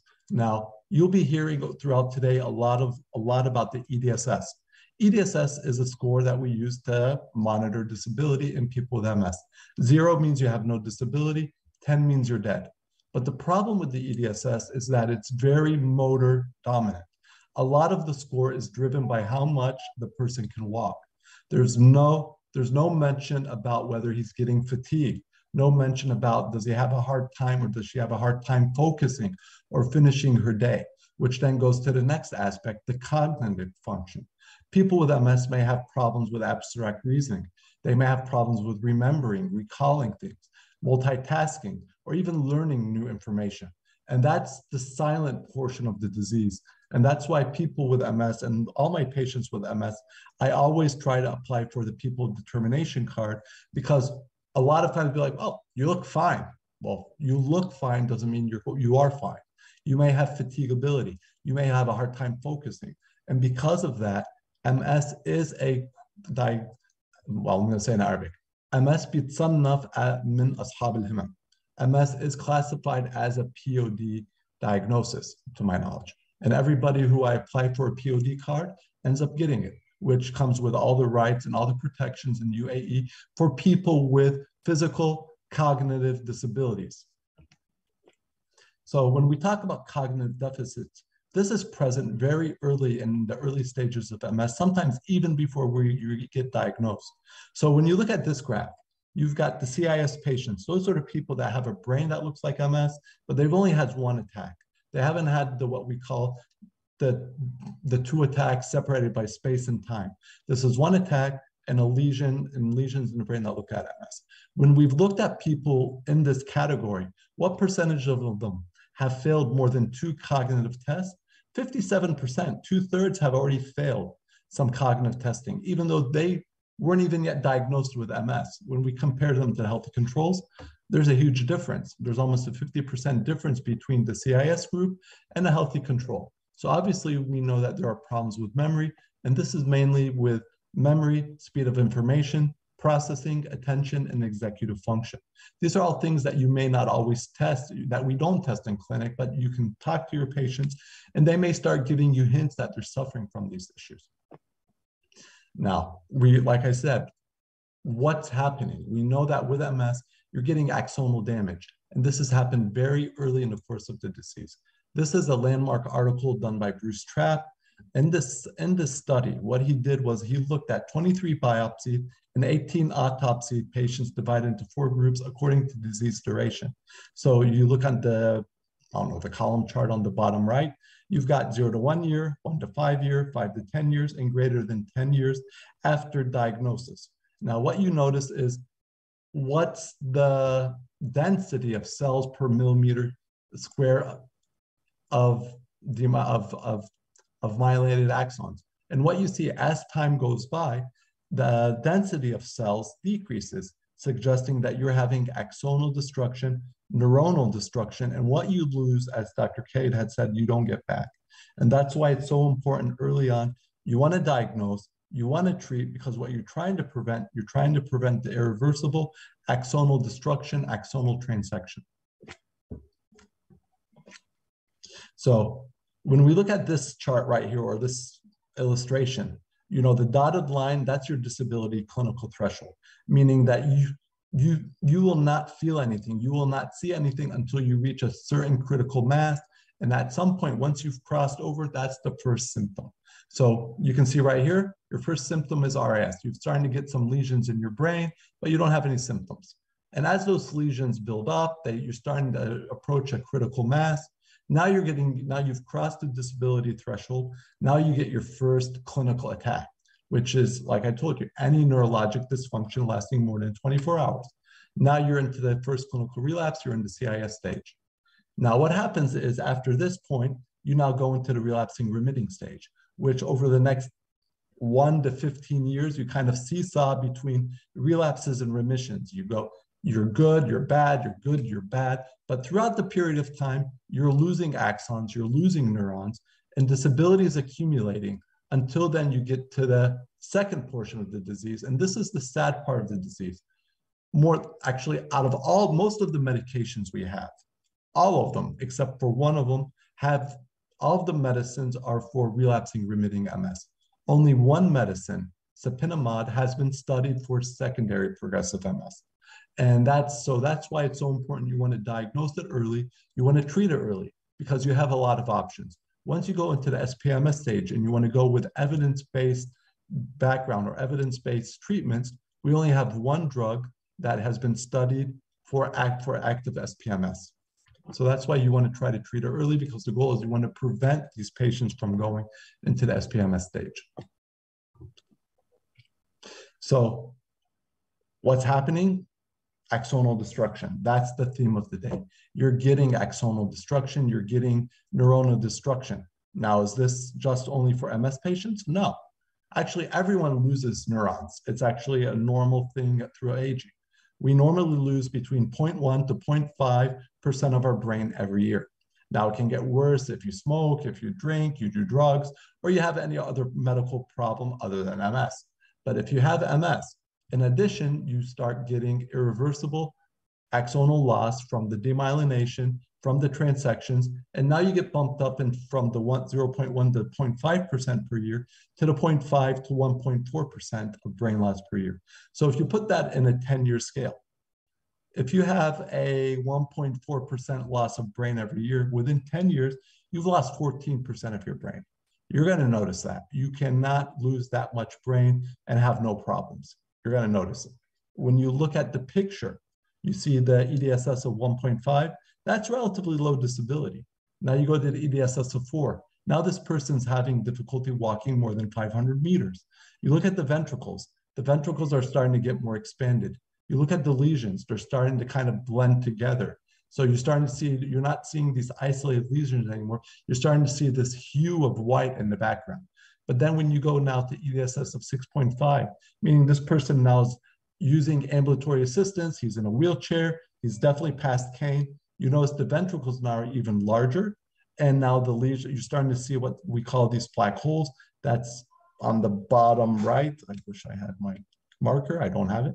We start getting black holes, which is one of the independent prognostic factors of irreversible disability, black holes and brain atrophy. So we know that a high lesion count, the presence of oligoclonal bands in CIS is predictive of a second attack. So someone comes to clinic, someone sees you and says, well, you know, you have a brain that looks like MS, you've had your attack. Well, maybe it's going to be benign. Maybe it is, maybe it isn't. But how do you know? Well, there are certain things that you can help, that you can try to convince someone, say, look, your disease is not as benign as you think it is. Now, of course, as Dr. Kate had said, diagnosing benign MS is a relatively retrospective diagnosis. After 20 years, you can look back and say, oh yeah, you're benign, but at that point in time, it's hard to tell what someone will look like 20 years in the future. We have some prognostic factors, but again, you know, it's not absolute. So what are the things that we can look for that can predict the second attack? This is based on a multi-center trial, 50 clinics, 22 countries with a mean follow-up of 1.92 years. Now, the risk of the second attack was associated with higher baseline lesion counts. So if you have a high lesion load at baseline, you're at risk of a second attack. You have oligoclonal bands through the CSF, you're at risk of a second attack. And people that were on DMTs were at a reduced risk of second attack, which is again why the DMTs work. They reduce relapse, they reduce disability, improve quality of life, and eventually improve the overall accumulation of disability. Now, MS is a progressive disease from the beginning. This is something I've been saying, and a lot of the speakers are going to be kind of saying the same thing. MS is not it is not a benign disease. You need to treat it early. You need to diagnose it even earlier. And patients need to understand what they're up against. Now, we do have a lot of treatments for MS, and each treatment can theoretically fit. We now have the point where we can give treatments that are tailored for our patient's quality of life. So there is a drug out for every patient who has MS. And that's the benefits of all these lectures today. This is not to convince you that everybody should be on Kesimpta or everybody should be on Ocrevus, but what it really should try to help you to help us is that everybody should be on treatment. And now what treatment is best, that's a decision that's developed between the patient, the physician, and his family, based on what they want, what they wish, and where they want to be in the next 10 to 20 years. So if we look at this graph right here, you see 3 different colors: gray, I don't know, like a light blue. So the gray is the natural history of the disease. The light blue, I guess, is the delayed treatment group, and the dark blue is the early treatment. On the y-axis, you see the disability. As you go up, the disability improves. Or it gets worse. The x-axis is the time. So with time, if you were not on any treatment, what you notice, with time goes on, disability improves or it gets worse. That's the course of the disease. Now, if you start treatment, but not right away, you kind of wait a couple of years. And what will happen is you'll still benefit, but you benefit. You're not as bad as the natural history. But what the problem is, you're not like the early treatment group. That's the group of people that started treatment very early on. And I'll show you again through studies why that's important. So early treatment does better than delayed treatment, but both groups do better than the people who say, I just want to live a healthy life and I don't want to take treatments. Not a good option. So I'm going to talk today about the OPERA-1 and OPERA-2. It's an open label extension phase. This was a study done. This is actually a study that got ocrelizumab FDA approved. It's a double-blind, double-dummy study. So what does that mean? Double-blind, as you know, neither the patient nor the physician knows what they're on. Double-dummy means you have 2 treatment arms. You have the interferon arm and you have the ocrelizumab arm. everybody was on that combination. Some people were getting ocrelizumab active, but placebo interferon. Other people were getting interferon active, but placebo ocrelizumab. So nobody knew what anybody else was on. And they were given and they were followed for 2 years. That was the length of the study. They got serial MRIs. Their EDSS scores were observed. Their relapses were observed. And they were given Ocrevus every 6 months following 300 milligram infusions 2 weeks apart. After 2 years, everybody got switched into the open label extension phase, meaning that if you're on ocrelizumab, you continued ocrelizumab. If you're on interferon, you got switched to ocrelizumab. And then you got monitored, you got watched for the next 4 years. What happened to this group of people? So as you see right here now, you got year 1, year 2, all the way up to year 6. Now, you've got like the dark blue group. Those are the people that were started on ocrelizumab from the very beginning. And then you've got like, it's like a burgundy, magenta, I don't know, group. That is the interferon group.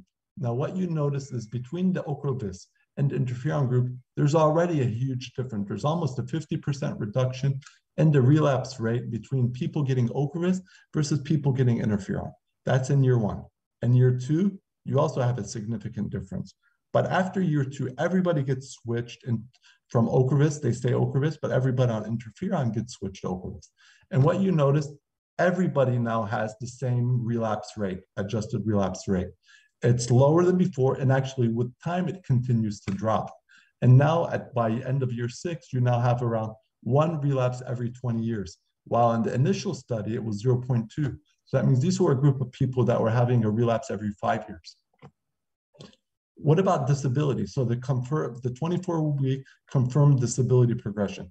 As you can see, the dark red or magenta, that's the Ocrevus interferon group. The light blue is the Ocrevus group alone. You can see that very early on, both curves separate. And this is the patients that were having confirmed disability progression. Once everybody got switched to Ocrevus, though, you still notice, yes, they do better, but they never catch up to their friends. The people that were on Ocrevus from the beginning always did better than the people that were on interferons and switched to Ocrevus. Meaning you can control the disease by switching, but the more time you wait, the more brain cells you lose, and that's what you lose, you don't get back. And I think that's the most important part of all these messages that you need to hear today. What you lose, you do not get back. So when you look at, compared to switching patients, patients continue ocrelizumab had a larger decrease in, and the mean EDSS score from baseline. The camera was blocking the words.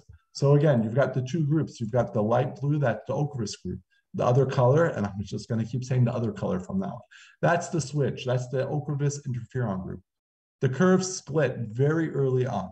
And while the people, once they got switched to Ocrevus, the interferon, you'll notice in the top curve, they kind of plateau and they zero out. But they do gradually get worse, but they never do as good as their interferon people, as the Ocrevus arm. Now, why do we do 48 weeks? One of the biggest problems with any study, they're 2-year studies. And when you're measuring something when you're looking at something or you're looking at parameters of a disease that can last 20 to 30 years, 2 years in the big scheme of things may not be a lot of time. You may not have enough time to see the 2 curves separate. So 48 weeks is a little bit better, but actually even better than 48 weeks is the 5-year study. That's where you have even more time for disability to accumulate and you start seeing the curves diverge. Ocrevus reduced the risk of 48-week confirmed disability progression. Again, same idea again. You've lost brain, but the curves separate early on and they never catch up. And it's a 57% relative reduction. So people that were on Ocrevus had a 57% relative risk reduction of confirmed disability progression compared to people that were on interferon and switched to Ocrevus. What about people that had improvement? Everyone improved, but now it's the other way around. Everyone improved. Even the people that on interferons and got switched to Ocrevus, they got better. But again, they did not get as much better as their friends that were on Ocrevus from the beginning. Again, kind of highlighting the same point. And this was a 31% relative risk reduction. So again, start treatment early, find a treatment that's right for your patient, and do not waste time. Time is brain. That's what we use for stroke, but let's borrow it for MS.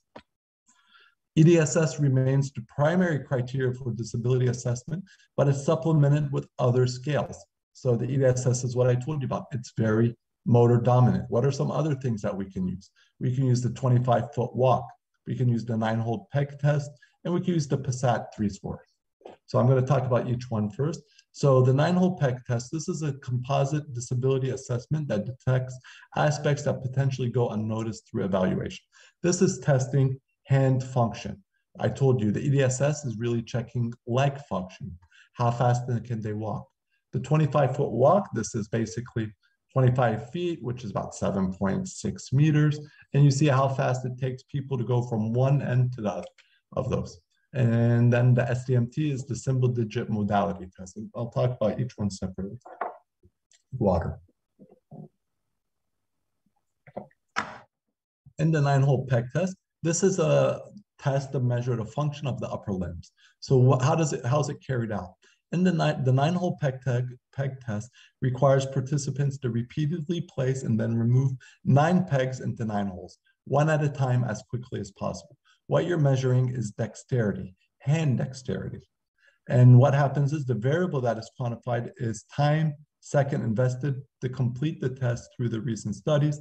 Recent studies have said now you can actually look at the total time or you can calculate pegs per second. But what you're checking is you're seeing, is there a difference between left and right? And, is there a deterioration? 25-foot walk, 7.6 meters. Again, you're checking how fast or if there's any disability in the lower limbs. You're measuring the time it takes to do the 25-foot walk, which normally is only like that. And a normal person, 3.5, 4 seconds. It is not labor intensive. We can do it. Actually, if you ever come to my clinic, you'll notice right outside the door in yellow tape, I have 25 feet marked right next to my door from right by the clinic. And everyone with MS gets their 25-foot walk. It's the most used value is speed calculated from time to distance. Now, Ocrevus reduced the probability of confirmed this clinical disability progression by 49% in lower extremities versus interferon. What you notice, this is the 25-foot walk. There are the 2 colors. The gray is the interferon group. The blue is the Ocrevus. You see a very early separation of the 2 groups by 12 weeks.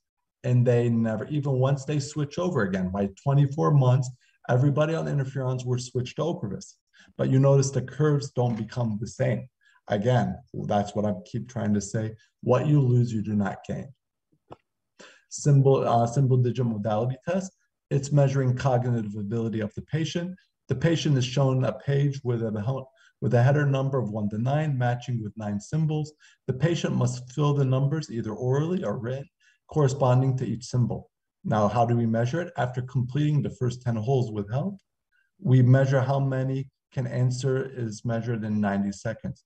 In the standard methodology, first it's done written and then orally. Now, this is where Dr. Cade had said, this is the benefit of having an MS nurse. A lot of people say, well, I'm busy, I don't have time. And if I'm going to spend 5 seconds on this and 10 minutes on this, I just don't have time when you have only 10 minutes to see your whole patient. So that's where an MS nurse and having an MS center can greatly improve and help facilitate follow-up, compliance, and quality of life measures. When you look at, well, how do patients do? Again, same idea. We know that Ocrevus does really good on relapses, disability progression, disability improvement, but how does it do on SDMT? Same thing. Gray is your interferon group, who then got switched to Ocrevus, and the blue is the Ocrevus. Very early on, you're having a separation. The higher you go up, the worse you do. So you notice the interferon groups, they do worse, and they never catch up. The Ocrevus groups, they also progress. It's a progressive disease, but they don't progress as fast as the other group of patients, meaning that they're still more functioning, more independent, able to perform the things that are important for them to live a healthy lifestyle. So Ocrevus is the first and only therapy approved for both relapsing remitting MS and PPMS. I didn't go today talk about the difference because that's, we're starting to get a little bit more particular, but the idea is, as we spoke to Dr. Cade and as we are trying to educate and inform our colleagues, the goal of all of these lectures are not to prescribe a specific drug, but to know that these drugs are available, know that we have options for our patients, know that we can make a difference for them. And because they do not see us, they may have lost hope, they do see you. And that's where you guys, that you are the first responders and you can help make a difference. And these studies are superior clinical outcomes. We have significant suppression of both disease activity and disability progression. We have long-term data, 6 years, open label extension, showing, and which I showed you today, how people do better. The progression or disability progression is less. There are other modalities, 25-foot walk, SDMT, 9-hole peg test is better. Convenience-wise, it's every 6 months. So they don't need to come to the hospital every day, or they don't have to take injections daily or 3 times a week, or come up for routine follow-ups. This is someone who can live a very normal, active life and just come to the hospital every 6 months to get their medication. And with that, thank you very much. We will open the floor to questions. Thank you very much, Ahmad, for this very comprehensive review of progression in MS. And actually, I have 2 questions for you. Okay. First one is from Khalid Muhammad. What strategies do you see or do you recommend to manage patients' mental health and how to provide support to family in order to prevent relapse? That is a very important and interesting question. Mental health. So if we look at the mental health of MS or even anybody based on the Kubler-Ross dying scale, which is the grief scale, everybody, when they are given bad news, we go through the 4 stages of grief: denial, anger, or denial, bargaining, anger, depression, finally acceptance. So whether it's MS, cancer, or you're just getting a fatal diagnosis, you are going to go through these phases. Now, you may go through one phase within a couple of days. It could take you 10 years to go through the other phase. So it's very important. It's natural. It's expected, actually. I'd actually probably be more unnatural if you don't have these phases. So it's important to talk to our patients, to let them know that this is happening, let them know that they can talk to people. I usually refer people to psychiatry, counseling. I may even start an antidepressant because it is, some people, they need to learn that they get over this stage, and sometimes people need help. And that goes to the second aspect. This is where an MS nurse is so vital to the MS clinic because, as you know, you only have so many minutes a day to see your patients. MS nurse is so vested in their care. She's able to talk about other aspects that the patient's either too embarrassed to tell you or don't have time to tell you. So that's where the nurse does. And as you've been doing and I've been doing, we have patients and caregiver conferences where we educate the families about the people with MS, what it's like, not just for the patients, but also the hidden warriors, as I sometimes call it, the people that are suffering or always worrying about their loved one, what's going to happen to them, and how is their disease going to affect their ability to take care of the family. So that's how I usually approach these things. Great, thank you, Ahmad. And we'll have another detailed presentation tomorrow at noon, actually, about depression and MS. So another question, are there non-pharmacological strategies to prevent axonal loss, Ahmad? So interesting question. I think the non-pharmacological strategies are the healthy lifestyle. Don't do drugs, don't smoke, don't drink, eat healthy, exercise. All of these are things either you're preventing the toxins from destroying your neurons, or by exercising and being active, you're actually producing BDNF and other growth factors that help promote healing. So I would say those are the healthy lifestyles, and vitamin D also, if that's pharmacologic. Sun is good. Yeah, I think we're running out of time. So one last question to Ahmad. Can I start Ocrevus while I am being diagnosed as secondary progressive MS? So that's so to my knowledge, according to the recent FDA changes, All of the medications are approved for active SPMS. Ocrevus is approved for relapsing remitting MS. It is the only drug approved for PPMS, and it also carries now the guidelines of active SPMS, but that's only for the Americans, not the Europeans. I don't know, Abu Dhabi, what kind of, I don't know, because you got the DOH uses something, the MAN uses something, and MOH uses a third thing. So it can be a little confusing, but the short answer is yes, you could. Yes, fully agree. So I think, Ahmad, we'd better move to the second presentation. I think we're already like 20 minutes late. Yes, but yeah, no, we were good on our side. It was just that we had some hiccups in the beginning. Okay. But thank you, Dr. Bassem. Sure. So with that, I am now going to introduce you, Dr. Bassem. So I've already done the introduction to Dr. Bassem Yamou. In order to save time, I will not do it again. Right. But Dr. Bassem today is going to talk to us about diagnosing and misdiagnosing MS. With that, the virtual floor is yours. I will tell you at the 25-minute mark that you have passed that. Sure. Can you see my slide, Ahmad? I do see your slide. Thank you. Actually, one last question that we had was, what are the symptoms that can be misdiagnosed as MS, which I think we're going to be able to answer that question with the current presentation. How to diagnose MS and how is MS misdiagnosed actually? Perfect. These are my disclosures. So the diagnostic criteria of MS from Schumacher in 1965 all the way to the McDonald criteria 2017 have really stressed 2 points. And that is documenting dissemination in time and space. Dissemination in time means multiple clinical events over time, so not a single event. And dissemination in space means multiple lesions along the neuraxis, not a single lesion.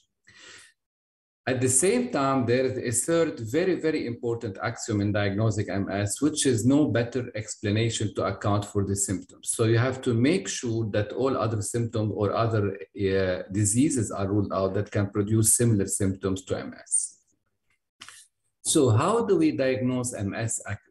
We have to really do all of these things. First, you have to have the right clinical syndrome. A syndrome that is consistent with demyelinating disease. So not any symptoms can be suggestive of MS. We'll go through the details later on. The MRI, you have to have lesions suggestive of MS. Not any white matter lesion on the brain MRI is actually MS. The laboratory tests are not very useful in this respect, but might be able to rule out some other possibilities. The CSF studies, of course, will confirm the autoimmune nature of the disease by showing the oligoclonal bands and the high IgG index, and will rule out other etiologies like infections and autoimmune disorders, which will have different CSF pictures. And finally, of course, the evoked potentials, which will show us the extent of the spread in time, in space, which will show extra lesions. So let's start by the first, and actually, I think the most important point in making the right diagnosis of MS, which is a clinical syndrome that should be suggestive of MS. And this is really what we call the MS event or the MS attack or the MS relapse. So an MS attack is actually an acute episode of CNS dysfunction that should last more than 24 hours, and usually it lasts for days. So any transient symptom like blurring of vision or dizziness or vertigo or even numbness of one extremity lasting for hours cannot be MS, because a demyelinating lesion in the brain cannot really resolve within hours. It takes days to remyelinate and to resolve the demyelinating axonal block that occurs in these lesions. So the most important point from this slide is really the 24 hours mark. Besides that, there are very specific syndromes that are typical of MS, and we should really think of MS when we're having these syndromes and be wary of the diagnosis when the patients are presenting with different symptoms. The first one is, of course, optic neuritis.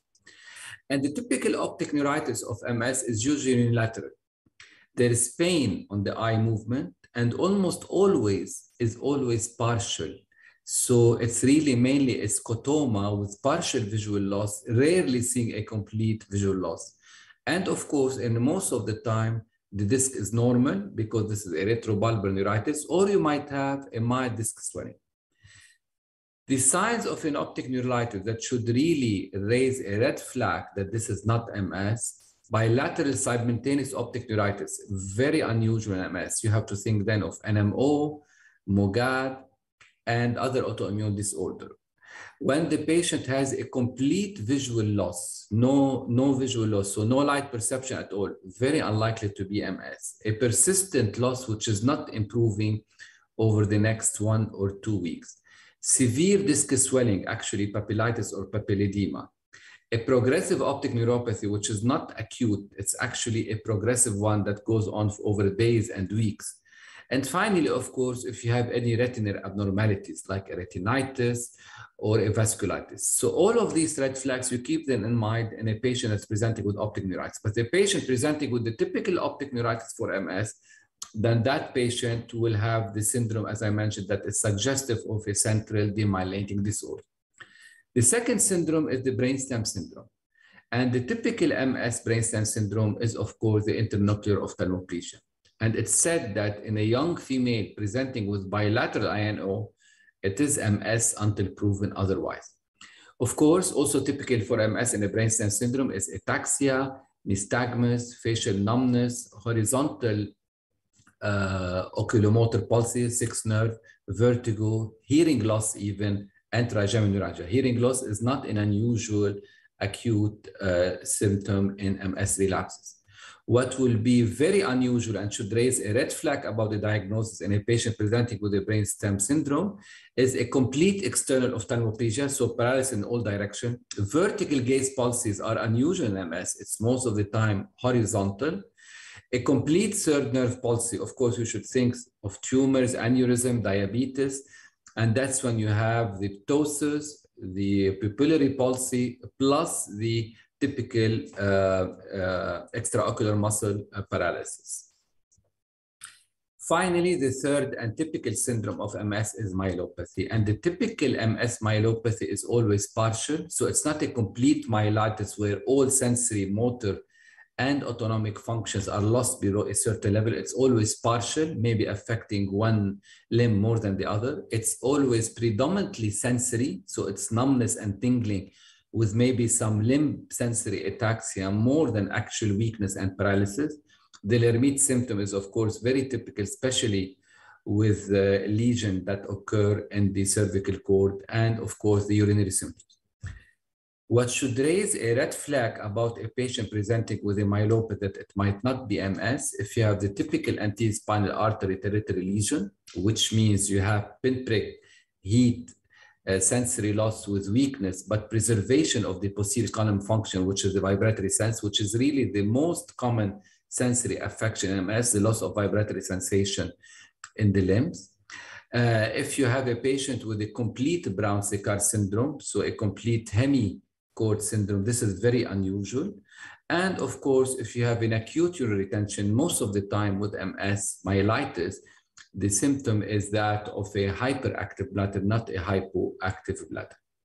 So the first point in making your diagnosis is making sure you have a syndrome suggestive of MS. So a relapse lasting more than 24 hours and consistent with all these clinical symptoms. This is really the first step. Then once you have the typical syndrome, you start supporting the diagnosis with your laboratory finding. And of course, the most important lab test that you can order is really the MRI. Now, this is again where most of the misdiagnoses occur. So first, the first major misdiagnosis occur because the patient does not have a typical syndrome for MS. The second major cause of misdiagnosis is that misinterpretation of the MRI. So not every single white matter lesion on the brain MRI is MS. There are specific lesions that are suggestive of MS. One of them is the periventricular lesion, which is a lesion that is touching the ventricle and is perpendicular to it. The second typical lesion is the juxtacortical lesion, which is a lesion touching the cortex. The lesions that are not typical of MS are what we call the subcortical lesion, like the one I'm showing here. So this is neither touching the ventricle nor touching the cortex. It's in between. And this is a very non-specific lesion and the cause of most of the misdiagnosis of MS. The other typical lesion for MS are the infratentorial lesion, whether cerebellar or brainstem. the Dawson finger, which you see on the sagittal flare section, and you can see all these lesions that are perpendicular going down and perpendicular to the ventricle, very typical for MS because they represent the demyelination around the veins that are coming perpendicular from the cortex down to the ventricle. The corpus callosum lesion, very typical of MS, and the spinal cord lesion. And most of the MS spinal cord lesion, which reflects the fact that MS produces a partial myelitis, not a full myelitis, are always very circumscribed in nature, not covering the whole cross area of the spinal cord, and not going beyond 2 vertebral levels. Enhancement, of course, is important in making the diagnosis of MS and differentiating really demyelinating lesions from non-specific lesion like you see in ischemia and in migraine. You can have many patterns of enhancement in MS. One of them is the ring pattern. Another one is the open ring, and you can see here the opening is almost always open towards the cortex, not toward the ventricle. And finally, you have the nodular enhancement in the early phases of the inflammatory lesion, where the enhancement covers the whole lesion. So this is an example from our MS center. So this patient presented with a brainstem syndrome. It was suggested for MS lasting 4 days. But if you look at his MRI, all of the lesions are in the brainstem. We don't see any periventricular lesions. We don't see any juxtacortical lesions. We don't see any corpus callosum lesion. And there were no spinal cord lesion. So this is a very atypical picture for MS. And this patient turned out to have a neurobahja disease, which is typical in involving the brainstem. Another patient that again was misdiagnosed with MS is a patient that presented with ataxia, progressive over weeks. But if you look at the lesion in the brain, you can see that the lesion are subcortical. You can see them here. They are not touching the ventricle, not juxtacortical, even in the thalamus. The patient has significant cerebellar atrophy. There are no lesion in the corpus callosum or juxtacortical and no spinal cord lesion. So this is very atypical. And this patient turned out to have a spinocerebellar atrophy. Another patient presenting again with a progressive myelitis, but this was a severe myelitis with significant motor weakness. So the syndrome was already not typical for MS. The brain MRI did not show any lesions. And you can see this extensive demyelinating lesion in the spine, in the spinal cord over many vertebrae with significant enhancement, widespread. And this is what we call a longitudinally extensive transverse myelitis, which is very atypical for MS. And this patient had neuromyelitis optica.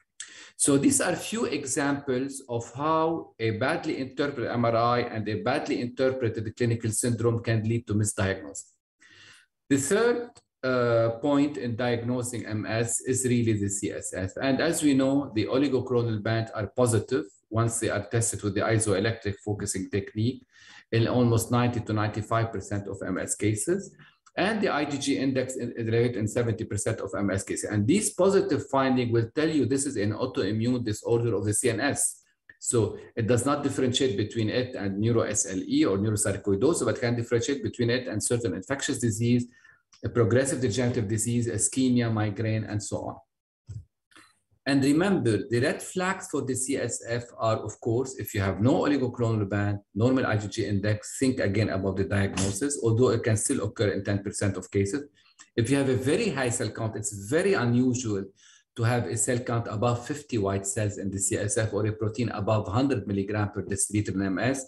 If you have these numbers, think of infectious disease or other autoimmune disorders.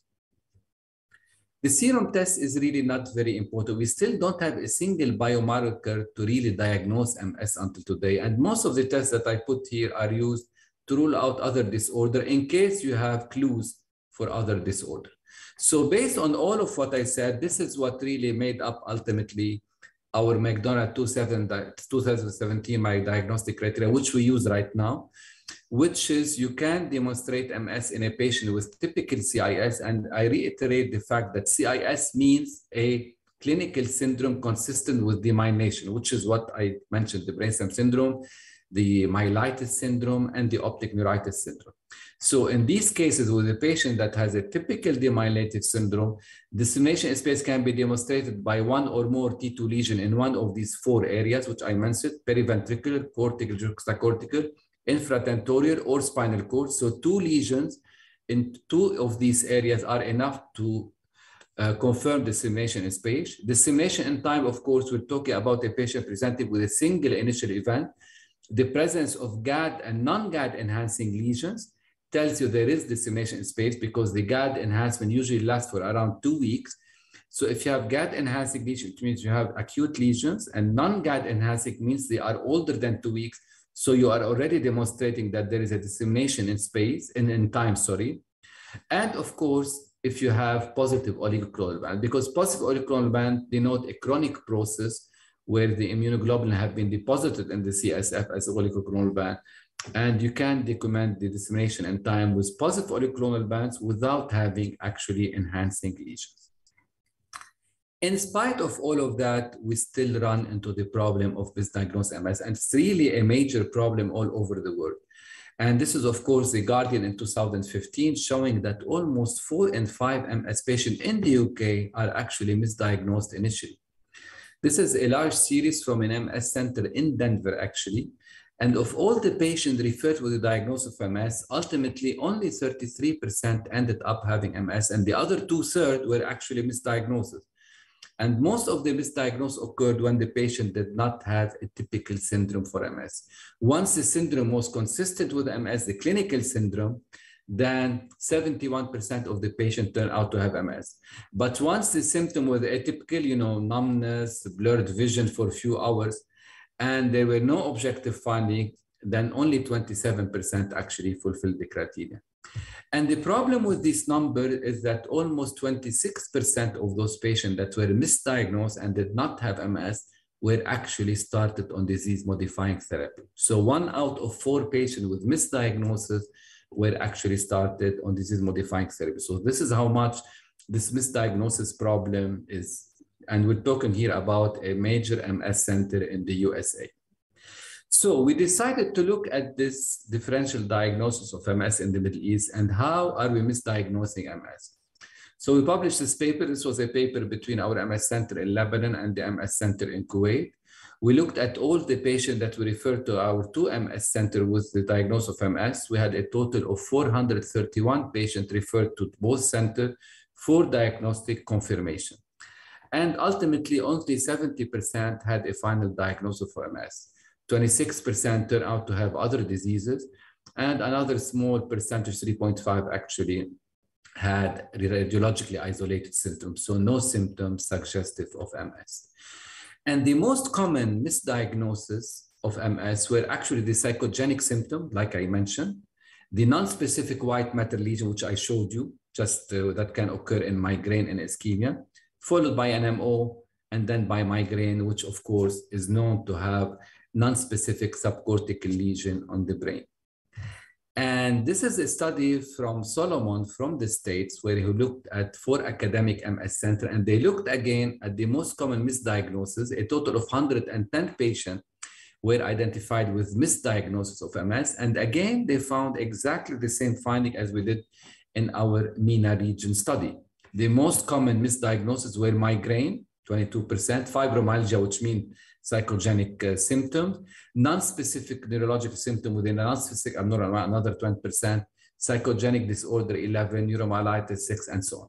So again, we can see the same pattern that the most common misdiagnosis of MS in all over the world are what I call the MS innocent masquerades, not the actual diseases, immunological diseases, autoimmune disorder, and CNS infection. The actually main misdiagnoses are these MS innocent masquerades. Why is that? Normal people can have neurological symptoms.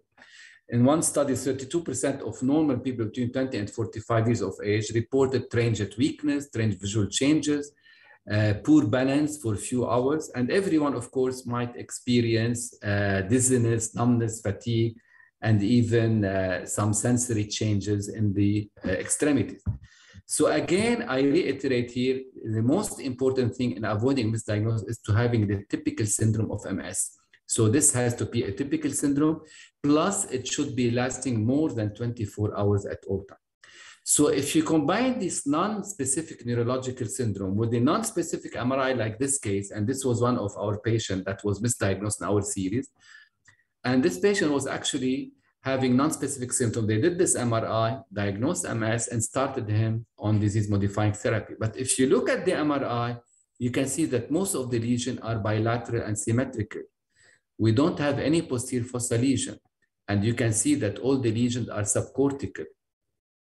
We don't have juxtacortical and periventricular perpendicular lesions. They are all subcortical. No corpus callosum lesion, and this patient had no spinal cord lesion. So the MRI was atypical for MS. The syndrome was atypical, and this basically was not MS. This patient turned out to have migraine with sensory auras, and these were all migraine-related lesions. So this is the most common misdiagnosis of MS all over the world, are those innocent masquerade, atypical symptom, non-specific symptoms, not consistent with MS, and non-specific MRI findings. So always be careful about these cases. So in conclusion, in spite of advanced MRI imaging and the highly sensitive and specific diagnostic criteria, the McDonald criteria, we still misdiagnose MS commonly. Almost between 30 and 80% of patients are initially misdiagnosed, even in advanced countries with advanced healthcare system like the US. In our study in the Middle East, we showed that almost 30% of the patients that were referred to our specialized MS center with such a diagnosis turn out to have a different diagnosis. And again, the most common misdiagnosis of MS are the innocent masquerade, psychogenic symptom, non-specific MRI white matter lesion, migraine, and of course, neuromyelitis optica. This, I didn't go into that because we didn't have time, but we did a multivariate analysis for the strongest predictor of a final diagnosis of MS. And the strongest predictor were patients that were young, presence of oligoclonal band in the CSF, the presence of periventricular corpus callosum and spinal lesion, and finally, the presence of enhancing lesions. So the more you have of these predictive factors, the more likely and the more confident you are about the diagnosis of MS. So thank you very much. And of course, you are all invited to attend our 7th Minactin Congress next November, which will be in Cairo, Egypt. Thank you, Dr. Bassem, for the very interesting lecture. I think this is probably one of the hardest things about MS is it's the undiagnosing sometimes of MS. You know, people are given the diagnosis, they go around society and they're carrying the burden of the disease, only to know years later that it's something else. So thank you for clarifying this. And with this, I'd just like to tell the audience that this was a CME, hopefully a CME accredited lecture once we get approved. Now let's open the floor to questions. We do have some questions. So the first one is from, we'll start here. Umayma Jabir, do you recommend supplements to be used during the MS journey for improving quality of life? Yeah, that's a very interesting question. I mean, there has been a lot of studies about different supplements in MS, and really, I didn't see personally any convincing data. So the main supplement that we use that has some scientific data to back it up is what Ahmad mentioned, is the vitamin D replacement. So yes, I do recommend vitamin D supplement to all of our patients. Now, another supplement that I found that there was some scientific evidence which is semi-convincing, which is curcumin, which we call in Arabic al-aqd al-safra. There have been some studies that show that it has a certain, without going to the antioxidative effect on the skin and so on, and it might be effective. So in patients that ask me about that, I tell them there might be some evidence behind that, and I don't mind if they use it. But otherwise, beside these, I don't think there's enough evidence to really recommend anything to patients. Thank you. We do have a question now from Muhammad Al-Mirza. To Dr. Bassem, any experience with combination therapy with secukinumab? It's a drug for psoriasis and DMTs for MS like Tecfidera, fingolimod, siponimod. Thank you very much. No, not really. I can't answer. We haven't used secukinumab in combination with any MS DMT. Yeah, same here. There's another question is, yes. Hello, Dr. Bassam. This is from Muhammad Al-Mirza again. To Dr. Hello, Dr. Bassam. In patients who develop MS post using infliximab for psoriasis, do you treat MS or wait?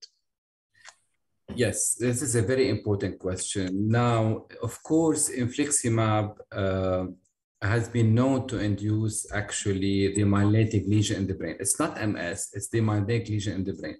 And we know the initial trials that have been used, actually, it was used initially for MS, and then it was shown that it's actually worsening disease by increasing the myelination. And that's when we discovered that this category of monoclonal antibodies can induce demyelinating disease. So in case you develop for infliximab any demyelinating lesion, I would definitely withdraw the medication and withdraw all this category of medication for future use, and would not treat as MS yet. I would follow the patient. In case there is evidence of dissemination in time later on with the new lesions appearing later on after withdrawing the drug for a certain period of time, then I would consider that maybe the patient is developing MS. But most of those patients where we stopped the infliximab, the patient recovered and did well. Thank you. Is there any relationship with MS and diabetes? This is from Muhammad Adam. Yeah, the only relation really is with diabetes mellitus type 1. And we know that diabetes mellitus type 1 is an autoimmune disorder. And we've had many families, and this association has been described, that families that have a patient with MS have also patients that have type 1 diabetes mellitus. So it seems that there is a predisposing, probably at the level of the HLA region in the human genome, there is a predisposing area of combination of genes that predispose to autoimmune disorder. So we frequently see a mother with MS, a son with type 1 diabetes mellitus, just like we have associated with MS with other autoimmune disorder like rheumatoid arthritis and myasthenia gravis, for example. So this would be really the association between them as two autoimmune disorders.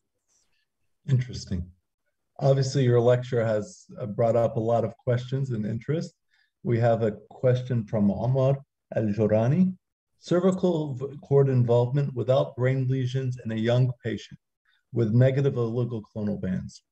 Yeah, that's an interesting question. Actually, in this case, it's very hard to make diagnosis of MS because number one, you don't have dissemination in space. It's a single lesion in the cervical cord, so it can be anything. Number two, you don't have any dissemination in time because the oligoclonal are negative, you don't have any enhances. So I would be very careful about making diagnosis. However, this does not rule out that this patient ultimately will develop MS. And there has been many studies recently that looked at those patients with a single cervical cord lesion, but most of them with a positive oligoclonal band. And many of those patients over the next year or two went on to develop cerebral lesion and manifest as MS. So with such a patient not fulfilling any of the criteria of dissemination in time and space, I would not treat, I would observe, and then follow up with the MRI over 6 months to 12 months, and probably repeat the LP a year later, because sometimes a negative oligoclonal band early in the disease can turn out to be positive. And at the end, I will make a decision about whether this is MS or not. Thank you. And I think you kind of partly answered this question for Omar Al-Jurani. For the questionable MS lesions, the time needed for MRI follow-up, you kind of said 6 to 12 months. Right. So we'll go with that. This is from Yasser Al-Misalme. I'm sorry if I'm pronouncing that wrong. In spite of many mimics and misdiagnosis, there is an increase in the number of patients in the Middle East region. Any reasons? Yes. Very important question. We actually published our Minactrim data, I think it was a year and a half ago in the MS journal, showing definitely what Yasser is saying, that there is a significant increase in the MS prevalence all over. So when we studied all the reported series in the Middle East in the 90s, we were seeing prevalences around 10 to 15 per 100,000. The current prevalences, the last few years from UAE, from Kuwait, from Lebanon, from Iran, we're seeing numbers that are between 60 and 150 per 100,000, very close to Eastern Europe. And this is not really a trend just that we're seeing in the MENA region. It's a trend all over the world. If you look at Canada, Northern Europe, it's increasing everywhere.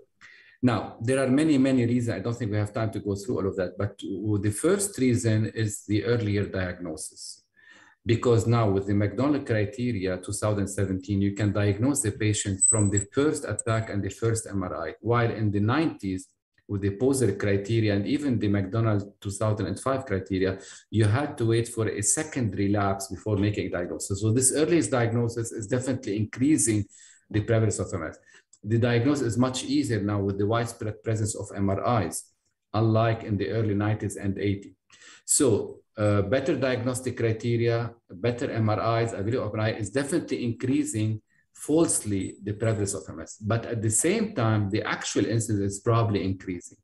The reason, there are many, many reasons: increase in obesity, increase in smoking. We studied smoking in the Middle East. There are many countries where smoking is increasing, especially among women. And most of the increase in prevalence in MS in the MENA region and in the world is actually in women, not in men. And lack of sun exposure with the vitamin D, the hygiene theory, where we're getting better and better hygiene in all of our Middle Eastern countries, moving from the rural life to the city life. And the hygiene theory has shown that in people in population where the hygiene is at a very high level, MS has a higher increase, maybe related to the parasite theory. So all of these together, basically what I call the westernization of our societies, is leading basically to an increased MS rate, just like we're seeing in the Western world. Thank you. And with that, the last question, then we will conclude. Again, this is from Muhammad Al-Mirza. Hello to Dr. Bassam. In the previous patient with infliximab-induced demyelination, if there's DIS and CSF shows OCB, would you treat or wait? I would still wait. I would still wait because the demyelination induced by infliximab is actually immune mediated. So the oligoclonal band are not going to be able to differentiate between these two entities. So I would still wait until I document a clear dissemination in time, which means a new disease activity beyond the infliximab treatment. Thank you very much. And just so the audience knows, you are located at Harley Street Medical Center. Right, in Abu Dhabi. And your clinic is, I'm assuming, Monday to Friday, or do you have weekend clinics as well, Dr. Bassam? Well, it's actually Tuesday to Saturday in Harley Street, in the MS Center, yeah. Thank you very much, and much appreciated. Inshallah, we will meet again in real life. Inshallah. Thank you, Ahmad. Thank you, Bassam. Ma salama. And thank you again for this potentially CME-approved accredited lecture. With that, I would like to go to our next lecture. Our next lecture will be given by myself, Moving Forward with Confidence. Let me share my screen. This lecture was initially going to be shared by Dr. Jihad Inshasi, but unfortunately, Dr. Jihad has travel arrangements and could not come and attend today. So with that, I will be moderating or sharing my session, and Gerard will help with the questions. So let me share my screen. Load it up. You see my screen? Okay. Sorry, let me minimize this camera.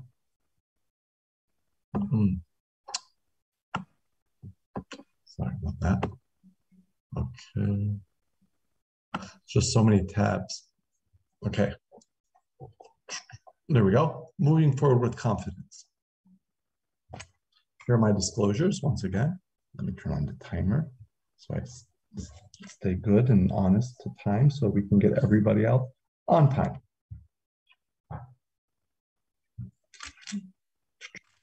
Okay, here are my disclosures. So today I'm going to talk about Mavenclad. Mavenclad is one of the newer drugs approved for MS, and Mavenclad is used as supported by over 14 years of clinical experience.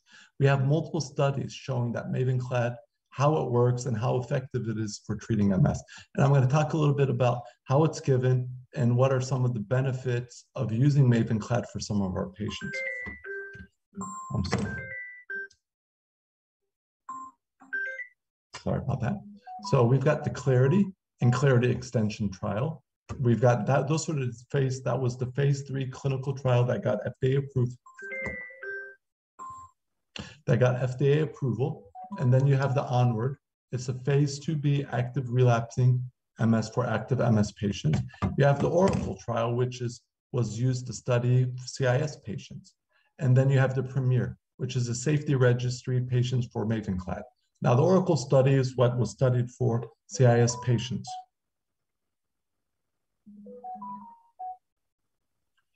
Mavenclad is indicated for the treatments of adults with active relapsing remitting MS as defined by clinical and imaging features. So what are the treatments or what are the guidelines for it?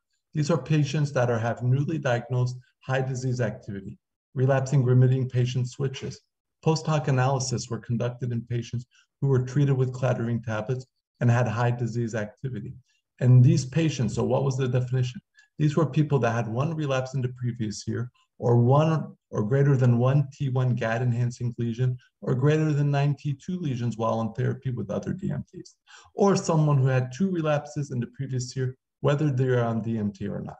So this is the definition of high disease active patients. So how's Mavenclad given? It's given basically 20 days over 2 years, 10 days in the first year, 10 days in the second year, and it's based on milligrams per kilogram. The total dose is 3.5 mg per kg. So what did the studies show? It showed that you have a 57.6, 58% reduction in annualized relapse rate versus placebo. You have a 47% reduction in confirmed EDSS progression. That's what I told you. That's the scale we use to monitor disability. 0 is normal, 10 you're dead. We have an 85% reduction in T1 GAD enhancing lesions. And you have actually a reduction of lesions actually. So GAD lesions are the active, the new ones. The T2 lesions are the old ones, as Dr. K, that said, the legacy lesions. You have actually reduction of those. So you have improvement. 73.4% of people will have improved reduction. So how does it, or actually you had 74% will have a reduction, not 74% of people. Following Mavenclad, so how does it work? It works on the adenine deaminase enzyme. It's actually inactive. It gets into the cell, lymphocytes. It's activated by a system of phosphates and kinases that either activate or deactivate it. And when it works, it starts causing apoptosis of the lymphocytes. So what happens is you've got the top group, the gray line, year 1, year 2, year 3, year 4. You've got the bottom one, the orange, and then goes into blue. So once you give Mavenclad, you get a significant reduction of your lymphocytes. But what you notice, even though it's reduced, it tends to be in the lower limit of normal, or at best grade 1 as lymphopenia. Very rarely do you get into grade 4. Then year 2, then throughout the course of year 1, the lymphocytes begin to go back up, close to normal, definitely above the lower limit of normal. Then you give the second year, which then causes another drop, and then it goes up again gradually. But the interesting thing about Mavenclad that kind of makes it unique is in year 3, year 4, you're no longer taking treatment. But what you're noticing, I'll talk about this now, you still have an effect of the drug. And this goes into an idea of what we call immune reconstitution therapy, meaning that there's something happening at a cellular level of the immune system that while the drug is no longer in your body, there's an effect of the drug. We're seeing something happening that we don't really know why. It's almost like you rebooted or reformatted your immune system. So what does that end up meaning? You have 91% of patients with 6-month confirmed EDSS progression. So we're free of progression. And let me move this camera again. I'm sorry. And then 89% of patients were also free in the year 3 and year 4. Almost 1 out of 2 patients on Mavenclad had no evidence of disease activity at 2 years with a maximum of 20 days of oral dosing. When we look at it, 46.8, 47%, and that's the number I always quote, 47% of people will be NIDA, no evidence of disease activity, and NIDA 3. Now, as Dr. Deeb said, we got NIDA 4, maybe NIDA 5 is coming up, but what does NIDA mean? No relapses, no progression, no MRI changes. 47% of people after taking 20 days of medicine into the first 2 years will have disease freedom for the next 4 years. And they also have 91% of those people are progression free. 87% are GAD enhancing free.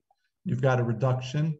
As I told you, 80% are relapse-free and 62% are active T2 lesion-free. So basically, you've got peace in your immune system. You're going to say your brain is quiet, you're able to heal, no more inflammation, you're not accumulating disability. Now, we talked about NIDA, no evidence of disease activity. Now, unfortunately, there is no drug right now that we have that gives you a NIDA of 100.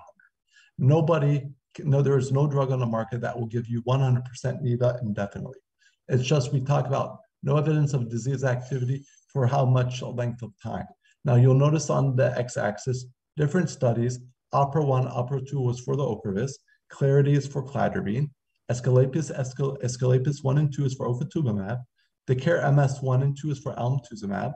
Then you've got the Tysabris, the Freedoms, you've got the Define, and you've got the Temso. So you have different studies for different drugs. Some are high efficacy, some are moderate, medium to moderate efficacy. But what you notice, none of them are 100%. And while we cannot compare the efficacy of drugs because they were not compared against each other, it gives you a kind of indirect way to kind of say, okay, well, if you have a NIDA of 50%, you got 50% of these people are disease-free. But you can't say that drug A is better than drug B. But what I would take out of this chart is that you cannot compare drugs, but yet none of the drugs give you 100%. So today I want to talk about a new study, a study that was recently done. It's a GLIMPSE study.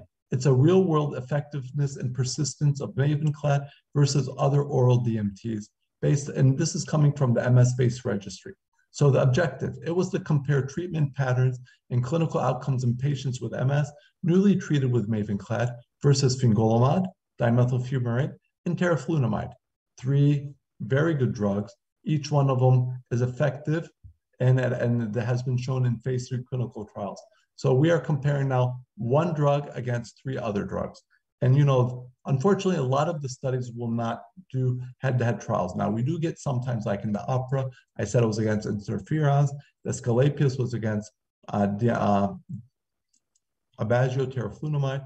But it's really hard to get head-to-head trials against drugs unless we look at real-world studies. And this is a study that does just that.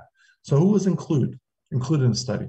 These are basically adult patients greater than 18 years of age with relapsing remitting MS, newly initiating Mavenclad or other oral DMTs from January 2018. These patients were propensity score matched 1-to-1 for pairwise comparison, which looked at age, sex, EDSS score, pre-baseline relapses, prior DMT initiation, and the country.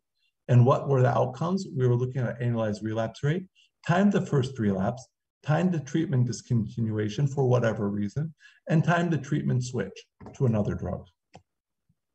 So how did Mavenclad do against its other colleagues or friends, if you want to say?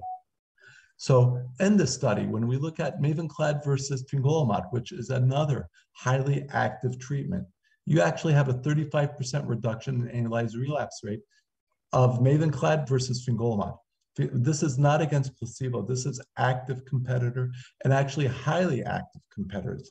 Fingolimod is actually pretty, it's a very good drug. It actually does stop relapses. It has side effects, but as an efficacious point of view, it is highly efficacious. Time to first relapse in Mavenclad versus the fingolimod. Again, as you can see, the longer that we go with time, you start seeing the 2 curves diverge or separate. The Mavenclad curve is on top, the fingolimod curve is on the bottom, which tells you that more patients are relapse-free while on Mavenclad than on fingolimod. And this is statistically significant. Look at the p-values. Now, when we look at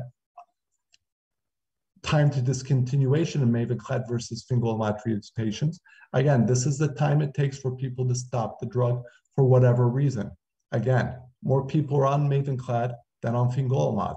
Even 3 years later, they're more likely to be on the drug. And I think one of the things that helps them stay on Mavenclad, it's not a continuous therapy. You only take 20 pills, or not 20 pills. You take 20 days in 2 years.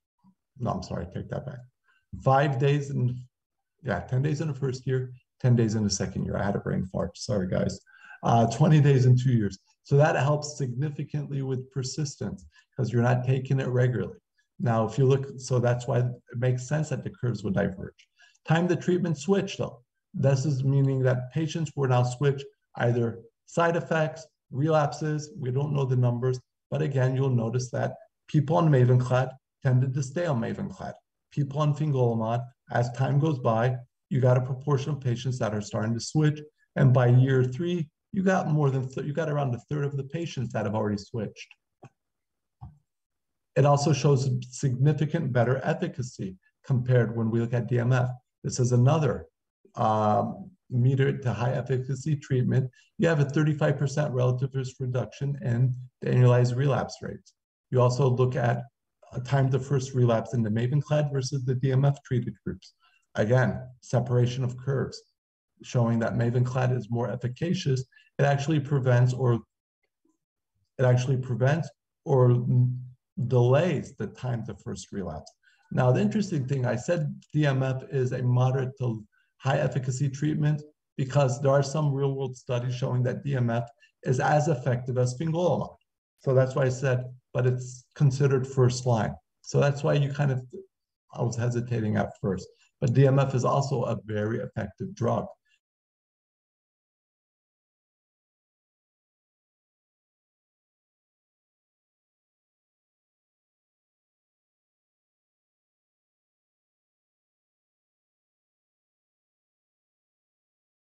Almost 100% of people are on the Mavenclad group 3 years later. Time to treatment switch, again, separation of curves. And it happens really early, almost by 6 months of being on treatment. You can see the two curves are statistically significantly separated. And this is for both of them, this is statistically significant with a p-value of less than 0.01. That means basically, if you were to repeat the study, 1, 2, 3, 10,000 times, one of those studies would be one of those trials would be due to luck. Or that tells you that if you were to do this 10,000 times, one of them would happen by pure luck. So that's a pretty good number. Significantly better efficacy compared to teriflunomide. Now, this teriflunomide is a first-line therapy. It is not a highly active drug, but it is very effective, and it has some significant improvement, especially when it comes to brain atrophy data.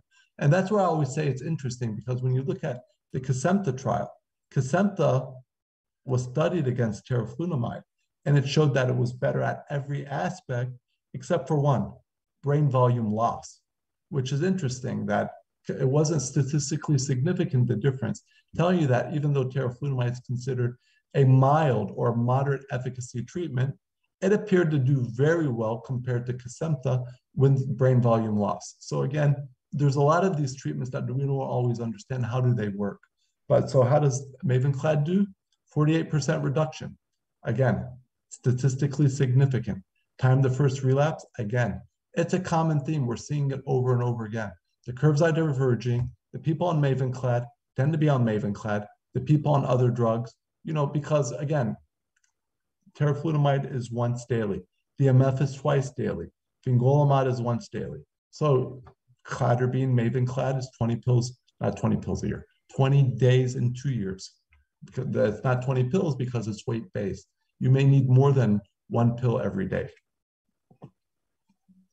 It showed significantly better persistent compared to teriflunomide. When you look at the time to treatment discontinuations, again, by 3 years, less than half of the patients were still on teriflunomide, almost 100% were still on Mavenclad. Again, the same idea, time to treatment switch, again, by 6 months, the two curves were diverging, same idea, statistically significant in both arms. So, in summary, Mavenclad showed significantly better real-world effectiveness for annualized relapse rate, time to first relapse, and treatment persisted when compared to other highly active, highly effective treatments, fingolimod, DMF, and teriflunomide. Now I'm going to talk a little bit about interferons. Rebif now is approved to be used during pregnancy and breastfeeding, and this is important because the majority of patients with MS are women. And the majority and almost all of the patients, I'm not going to say all, and the majority of those women are in the young reproductive age. So it's important Actually, in the past, we used to tell people who had MS, don't get pregnant. Now, actually, we promote it, we encourage it. Get pregnant, have a family, be active. And that's why it's so important to let our patients know, especially the ones that have kind of fallen off the grid, that they're not following with a neurologist, but they may be seeing you. And maybe one of the reasons why they decided I don't want to take treatments is because they said, oh, I can't get pregnant. That's where our colleagues in primary care, that's where you guys can help us. Let our patients know, let the people know that there are treatments available. Even if you want to get pregnant, you can live a normal life. And Rebif is actually an interferon that was approved by the FDA, if I'm not mistaken, in around 2002, 2003. It has over 1.7 million patient years. Now, I was always told, and I've tried to find this, and I can never seem to find it. Once we get to 1 million patient years of data, we know everything there is about the drug. That was just one of those pearls of wisdom my attending gave me when I was a resident, but I could never find where that pearl came from. But I always say 1 million patient years means we know everything about the drug. We have 1.7 million patient years of Rebif. Now, what does that tell us after 1.7 million years, 20 years of data? There's never been a case of PML, progressive multifocal leukoencephalopathy due to JC virus. There's no increased risk of serious infections. There's no increased risk of malignancies. And now you can get pregnant and you can breastfeed. So again, this is a highly safe drug, gives our patients the abilities to live their life, and there are no other red flags or any markers that we need to worry about. Rebif and interferon. 2 minutes, please. Okay, thank you.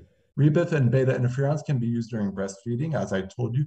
Due to the large molecular size, it doesn't readily transfer into breast milk. Breastfeeding infants only use a very low, are actually exposed to an extremely low dose of interferons, 0.0006%. That's pretty much zero. And due to the poor oral absorption, interferons would not be expected to absorb in the bloodstream of breastfed infants. And that's why it got approved or got the label for pregnancy and breastfeeding. Data from safety registries show no correlation between interferon exposure and adverse pregnancy outcomes. Over 1,600 pregnancy outcomes assessed, and what overall came up, there is no evidence that interferon exposure during pregnancy resulted in any adverse pregnancy outcomes. And yeah, we'll skip that one just for time. Why is Rebif a good treatment option? As I told you, it works within 4 weeks.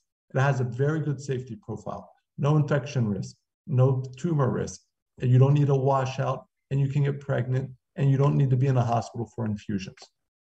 And with that, I'm done. Thank you, Gerard. Thank you very much, Dr. Chatila. A very comprehensive overview of treatments in MS, and it's always enjoyable to hear you talk. I know we just have a couple of questions. Maybe you'll be able to answer them briefly. How has the evolution of treatments helped patients overall, and what does the future hold for treatments? Well, that's honestly, if you think about it, we live in a very exciting time. I mean, if you were going to be diagnosed with MS, now is probably one of the best times ever. Now, why is that? First of all, when we look at it, 1996, they were starting to look at interferons. 96, we had beta-ferons. Then we got Copaxone. Then we had Rebif. And from 96 to 2005, you had the interferons, Copaxone, and Tysabri. 4 drugs. And that was it. Then in 2010, we got Gilenya. But from 2010 till now, we have almost like 15 new drugs on the market. And with each generation of drugs, we're getting drugs that are more effective, more safer, and they do the job. And this goes, I think, back to the second point. When I was a resident and I used to go to the Neurology MS clinic, almost half the patients in the clinic were either using wheelchairs or on crutches. You don't see that today.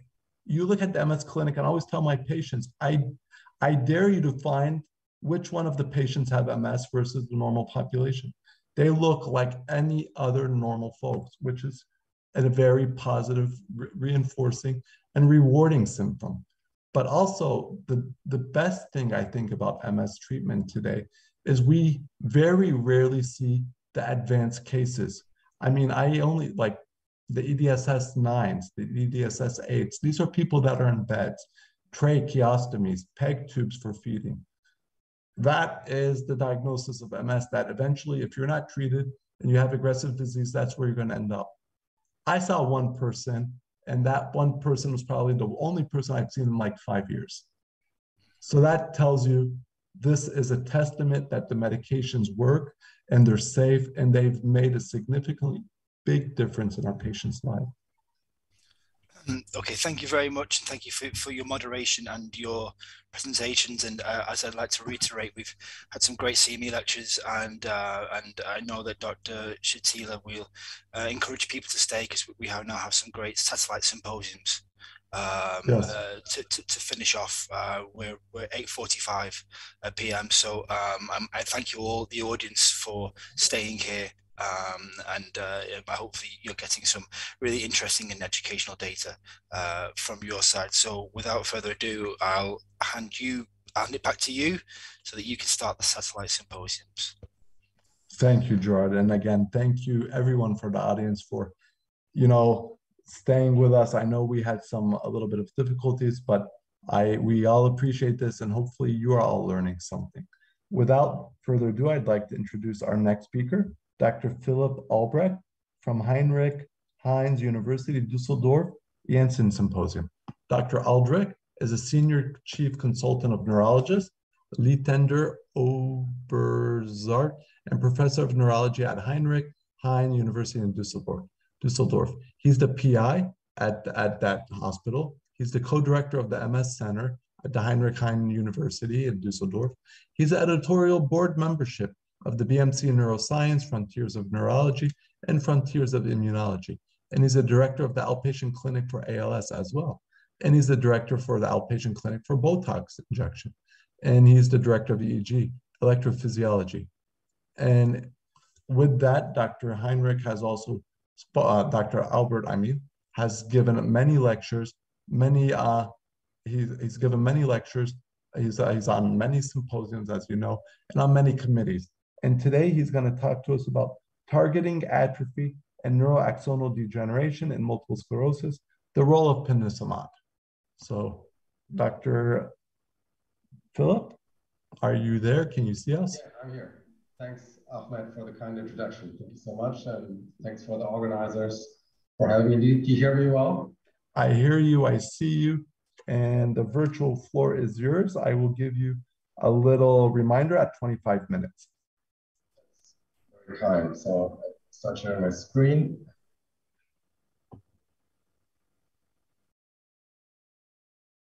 Okay, so I think you see this now. So it's about targeting atrophy and neuroaxonal degeneration in multiple sclerosis.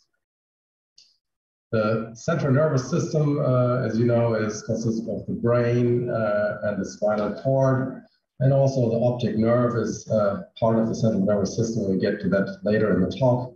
And as you know, in the context of the neuroinflammatory attacks to the myelin sheath in the context of multiple sclerosis relapses, there is axonal loss and atrophy that occurs already early on in the disease and is the main source of permanent disability for our MS patients. You can measure this atrophy by brain volume measurements, and you can also look at it in other parts of the central nervous system, such as the spinal cord or the retina. We have, as you just nicely demonstrated and alluded to in your talk, a variety of increasing variety of medications available for multiple sclerosis with better efficacy, not only for relapses, but also for brain atrophy and for preventing neuroaxonal loss. And just like you showed in the MS-based data, there are other data comparing the different highly active MS therapies, and I will just show you this one study comparing fingolimod, alemtuzumab, or natalizumab to the old injectable platform therapies that worked, glatiramer acetate or interferon, and you can see that there's a lower risk of developing secondary progressive multiple sclerosis. And this is also true for other readouts like disability progression, like you just showed for Mavenclad as compared to Provelumab. Now we'll talk about ponesimod, which has been introduced to the market as a new S1P modulator, which is more selective to S1P receptor 1 as compared to the older Provelumab, and has been labeled for the relapsing forms of multiple sclerosis, including secondary progressive MS with relapses.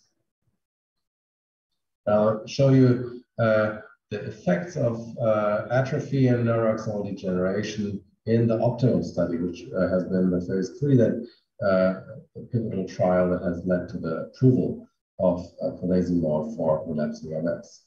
So this Optimum study was a double-blind, randomized, placebo active comparator compared trial comparing ponesimod against teriflunomide and randomized roughly 560 patients in both arms over a treatment period of 108 weeks with a primary outcome of annualized relapse rate reduction.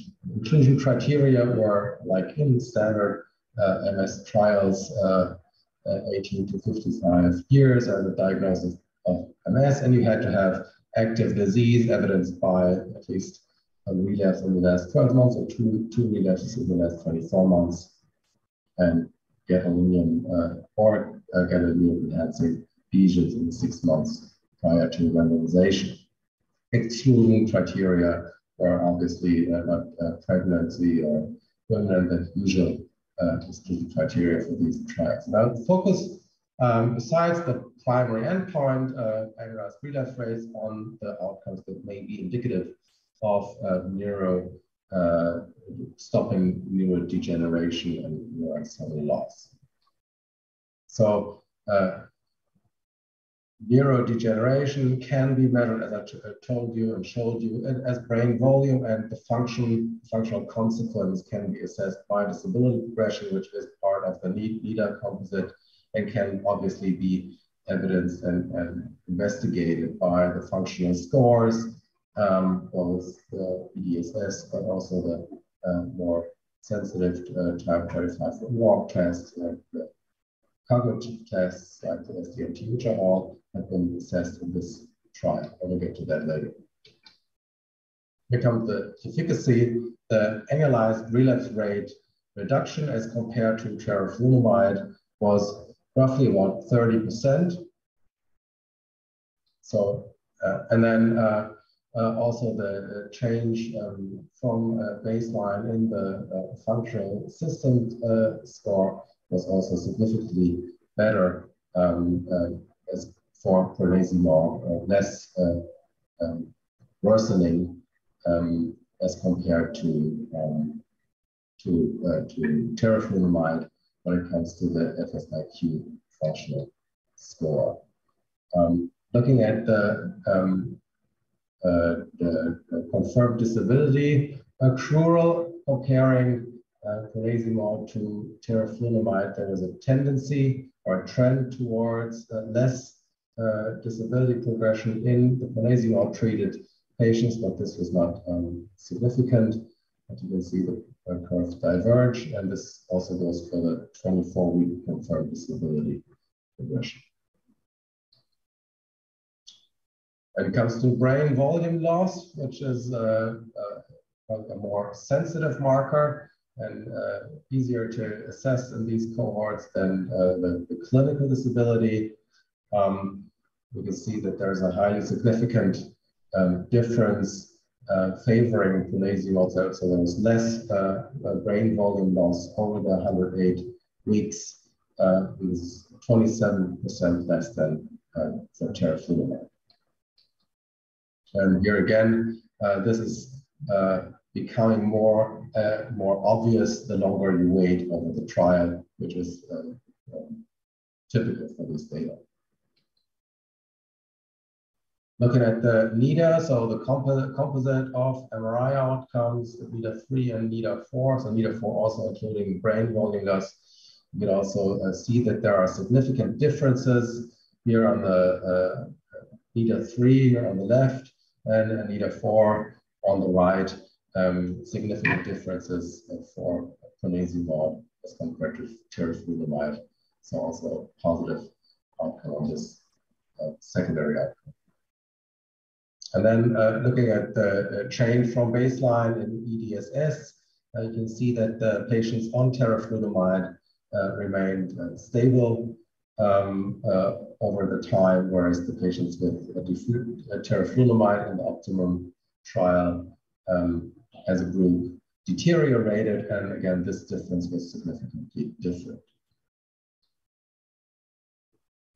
Talking a little bit about the mode of action, and as I told you at the beginning, we have 5 S1P receptors, and ponesimod is specific for the S1P1, which is the one that's necessary for the trapping of lymphocytes and the effects on the immune cells, whereas the other receptors have also additional effects on other tissues, including cardiac effects.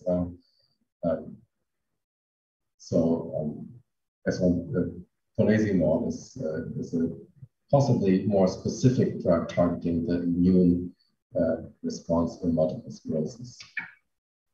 Talk a little bit about our own data that we've generated in Düsseldorf. These have recently been published in 2 on effects of S1P modulation on retinal degeneration in mouse models of experimental optic neuritis. So what we've done is we've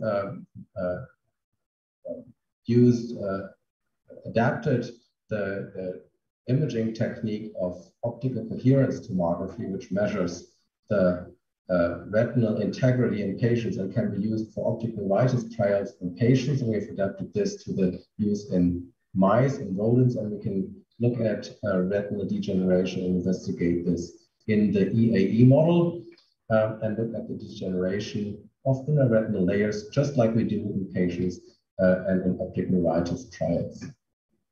And we've developed this system where we can take these OCT images of the mice, and we've developed a holder to nicely position the mice to better image them. And we're also looking at visual function of the mice by investigating the optomotor response, which is done by placing the mice on a platform that's surrounded by TFT monitors displaying circulating bars, and the mice, just like you have in the optokinetic nystagmus that you have when looking outside the window in a train, the mice track these passing bars that are placed around them, and they track them with the head, and you can investigate the function of both eyes with this technique. And by decreasing the distance between the bars, at one point the mouse can no longer track the bars, and the threshold of this distance of the bars is a marker for the visual function of the mice. And we use this to investigate the effects of siponimod, so S1P1/5 modulator on in the experimental optic neuritis model, but and also in other models for demyelination and remyelination. And to start off, we investigated the remyelination in the cuprizone model, which is a toxic demyelination model, and treated the mice prophylactically with siponimod and saw that we had an increased remyelination after demyelination in T2-WSI imaging on MRI. Actually efficacious remyelination. Then we looked with our colleagues from University Pitié-Salpêtrière in Paris. They have this model where they can investigate remyelination in a transgenic Xenopus larvae model, where you have degeneration of oligodendrocytes that can be induced by tamoxifen treatment, and then you can let them remyelinate after withdrawal of tamoxifen. The mice that remyelinated better under siponimod treatment than without, and this was following a bell-shaped curve with lower concentrations being more efficacious than higher efficacious. And this was also confirmed by electron microscopy. Now going to our experimental optic neuritis model and looking at the optic nerve of these patients with optical coherence tomography here in graph B. You can see that there is, when you induce EAE, there is degeneration of the inner retinal layers of the ganglion cells that make up the optic nerve. And this can be prevented by treatment with siponimod. And interestingly, in this model, when you look at a prophylactic treatment starting at day 0, you can have a very effective reduction of the clinical score on the left, and also the retinal degeneration in B and C by a high and a low dose. But when it comes to therapeutic treatment starting at day 14, so at the peak of disease, when you already have inflammation and already have the inflammatory T-cell infiltrates in the optic nerve, the lower dose is much more efficacious than the high dose. So a similar finding to what we saw in the Xenopus model, that the protective effects of a therapeutic treatment seem to follow the kinetic of a bell-shaped curve, with lower doses being more efficacious. And then we looked also at the immune cell infiltrates. Here, looking at microglia and the IMO1 stains of the optic nerve and T-cell infiltrates. And as you know, there's at both doses, you have a significant effect on the inflammatory infiltrates. So it effectively reduces the immune cell infiltration. But when it comes to the myelination, the myelin status, actually the lower dose here in green was more efficacious than the high dose when it comes to therapeutic treatment, while prophylactic treatment in red was significant in both doses. Here, and so we investigated the effects on oligodendrocytes, mature oligodendrocytes by olig-2 staining, and again saw significant effects of a therapeutic treatment, but no effect on the progenitors when you stain for the PDGF receptor alpha, and then looking at the myelin status, we showed you this in the slide before. We investigated gene expression profiles in the optic nerves of these mice treated with S1P modulators, and mainly saw effects on inflammatory genes and nothing really specific for remyelination. So we looked more specifically in different genes and by qualitative TACMAN real-time PCR, and identified a significant upregulation of YM1, which is a marker for pro-regenerative microglia in the mice treated with siponimod, and same goes for arginase 1, which is also a marker for a more regenerating, favoring phenotype of microglia, whereas the pro-inflammatory marker TNF-alpha was reduced after treatment with siponimod. So one possible mode of action of the SRP15 modulation of siponimod may have been in this study the action on microglia and favoring a more regenerative phenotype.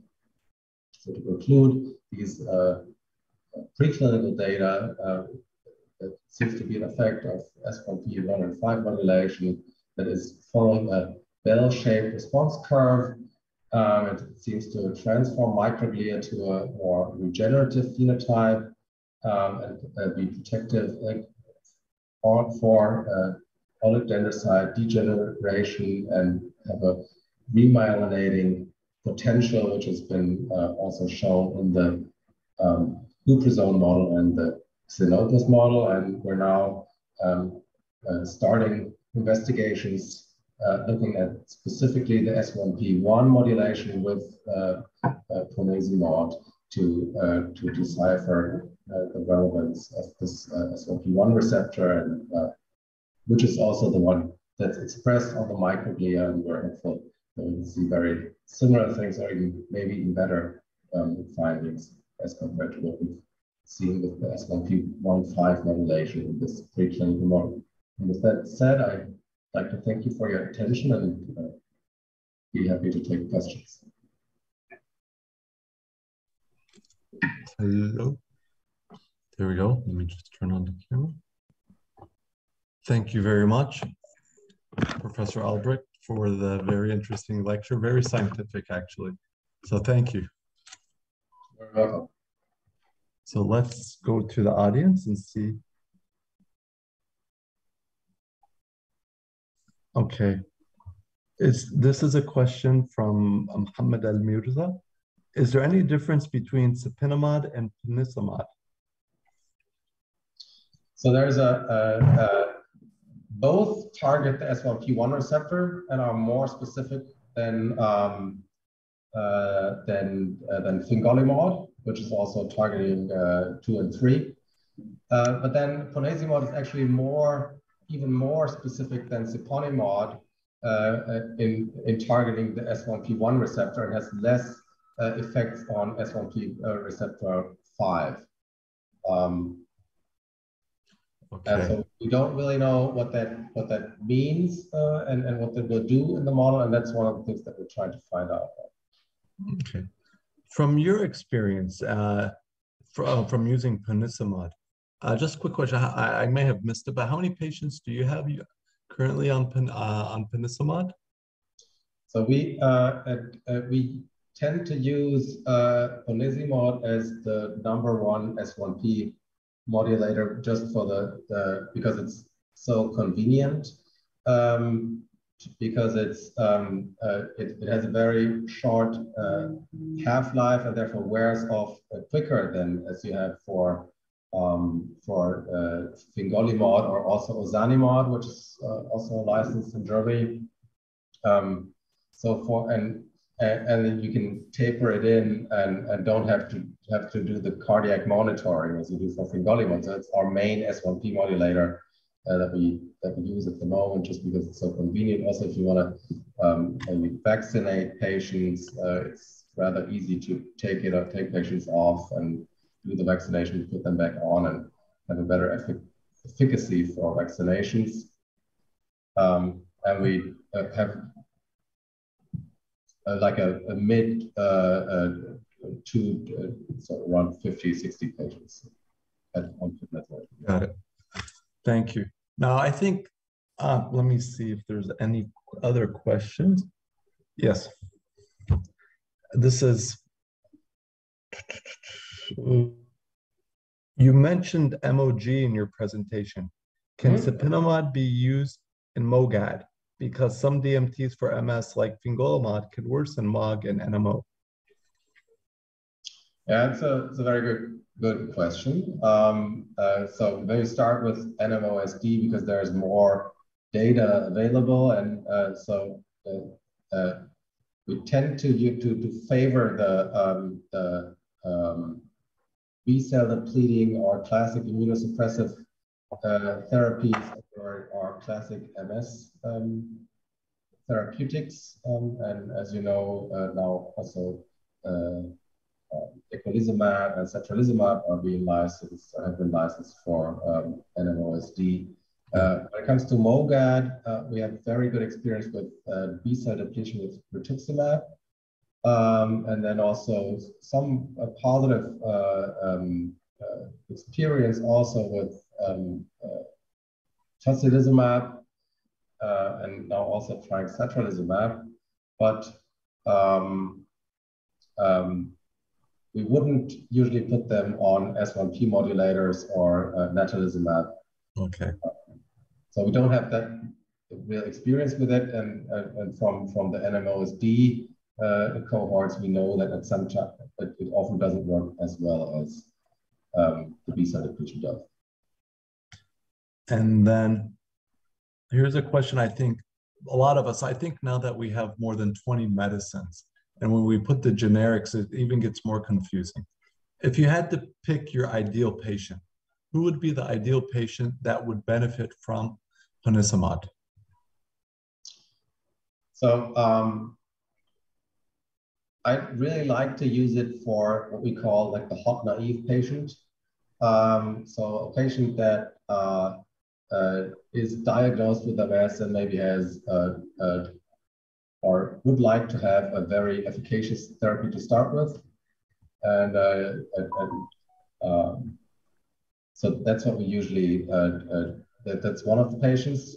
Then the other one is when you're sort of going a little bit into the later phase of the relapsing MS with the transition to SPMS. We know from siponimod that S1P modulation is efficacious, and siponimod has the broad label of RMS. So if there's a notion of secondary or of PIRA, of progression independent of relapse in these patients, that's also where we sort of like to put them on S1P modulators, and I'm not necessarily only ponesimod, but. Okay, well, with that, I think we will conclude this session. Thank you very much. Very interesting. I enjoyed the scientific side of it because it's nice to see the science. Sometimes we get disconnected from the science, from the clinical aspect. So thank you very much for that. You're very welcome. Thank you so much for having me. It's been a pleasure. It's been a pleasure. Thank you, sir. Bye. All right. And with that, we will conclude this presentation. And then the next presentation will be a Sanofi symposium. I will be giving the lecture, and it's going to be talking about Aubagio, impact of brain health on real-world efficacy.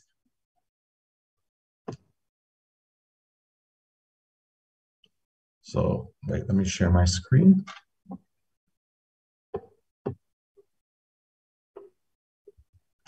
Share screen. There we go. And minimize the camera. And turn on the timer.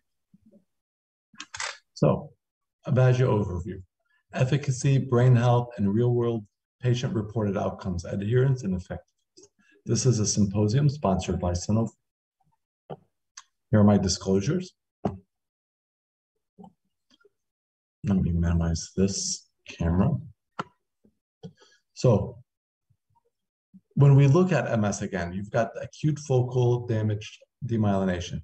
This is what's been shown over and over again, what every speaker has been talking about. You have lesions, demyelinated lesions. Some are juxtacortical, some are periventricular, some are infratentorial. And some with these lesions, with time, sometimes acutely, sometimes with time, you get loss of function, both physical and cognitive, which then can lead into these chronic smoldering lesions where you're starting to get atrophy. As you lose neurons, and you're losing brain mass at the end of the day. So again, you've got the acute lesions and you've got the chronic focal lesions or the chronic smoldering. The first aspect gives you the relapses. That's what we see with acute lesions, AGAT-enhancing lesions, T2 lesions. With the chronic smoldering, we're starting to see more disability. We're getting brain volume loss. We're getting more cognitive problems, more obvious symptoms, and from a cognitive point of view as you lose brain. Neurodegeneration in patients with early MS was slowed with teriflunomide, and this was shown in the TOPIC trial. So as you can see right here, you've got change from baseline, whole brain volume over 2 years. This was done in the topic study. You got 6 months, 12 months, 18 months, and 2 years. This was the length of time for the phase 2 clinical trial.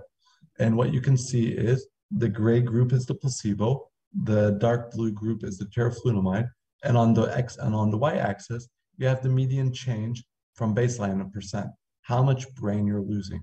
You can see the placebo group loses a lot more brain than the teriflunomide group. And this is statistically significant.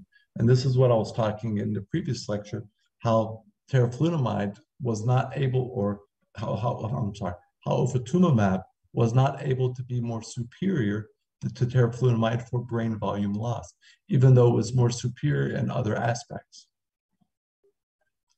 Teriflunomide was associated with a greater reduction of whole brain volume loss versus placebo. I showed you that. Teriflunomide was associated with a greater reduction in the median cortical gray matter volume loss as well, compared to placebo. And we said, oh, that the loss of gray matter is more closely correlated with long-term disability and cognitive worsening. And this can be seen as early as 6 months. In a post-hoc study, post-hoc blinded Siena analysis of Temso, Abbagio significantly slowed brain volume loss versus placebo. As you can see right here, on the Y curve, you've got 0, no brain volume loss. And as you go down, you're losing more brain. So as you can see, you've got the two curves, the placebo arm and the teriflunomide arm. They split up very early, and the bottom curve is the placebo. That group loses more brain versus the teriflunomide arm, which is 36.9% reduction. And by year 2, it's 30%, and it's still statistically significant. Abbagio showed significant reduction in disability worsening and relapsing remitting MS patients in 2 phase 3 studies. So when we look here again, confirmed disability worsening, you can see the people on Abbagio did better than the people on placebo, 30% relative risk reduction. Okay, yeah. Similarly, 36% relative risk reduction in confirmed disability worsening was seen in Abbagio versus placebo in the tower. So we already showed you that there is a difference between the two arms, but the second picture right here will show you that not only does it happen early, it's sustained. In this study right here, you've got over 348 weeks of study, and you can see the effect of Abbagio, even on EDSS, 4 years later, is still there, it's still working. Abbagio improved cognitive performance in short term, which was maintained over long term. And that's also another thing that we want. Not only you want it when you treat your patients, you don't want to just treat them initially. You want sustained efficacy. You want these people to live a normal life, be active, be able to control their disease, stop disability worsening. And not only do you want to stop it early, you want to be able to look at the patient and say, inshallah, 10 years from now, you're going to be just as good as you are right now. Because that's our goal. Not even 10 years, 20 years, 30 years down the road. That's what we're trying to do. You have a significant improvement was observed in cognitive outcomes, and you had an improvement in the PASAT scores at week 96. You can see that placebo group, they actually did worse with time. The teriflunomide group, they did better. They actually improved. Observed improvements in cognitive outcome maintained throughout the extension. As you can see, 252 weeks later, there's still an improvement. Now, what do people think? How do they feel like when they're on teriflunomide? When we look at real-world experience, quality of life studies, looking at global satisfaction, effectiveness, side effects, convenience, this is the TSQM domain. What you notice, all patients or the switchers, very similar. 70% of patients on teriflunomide were satisfied. 66% of people felt that it was effective.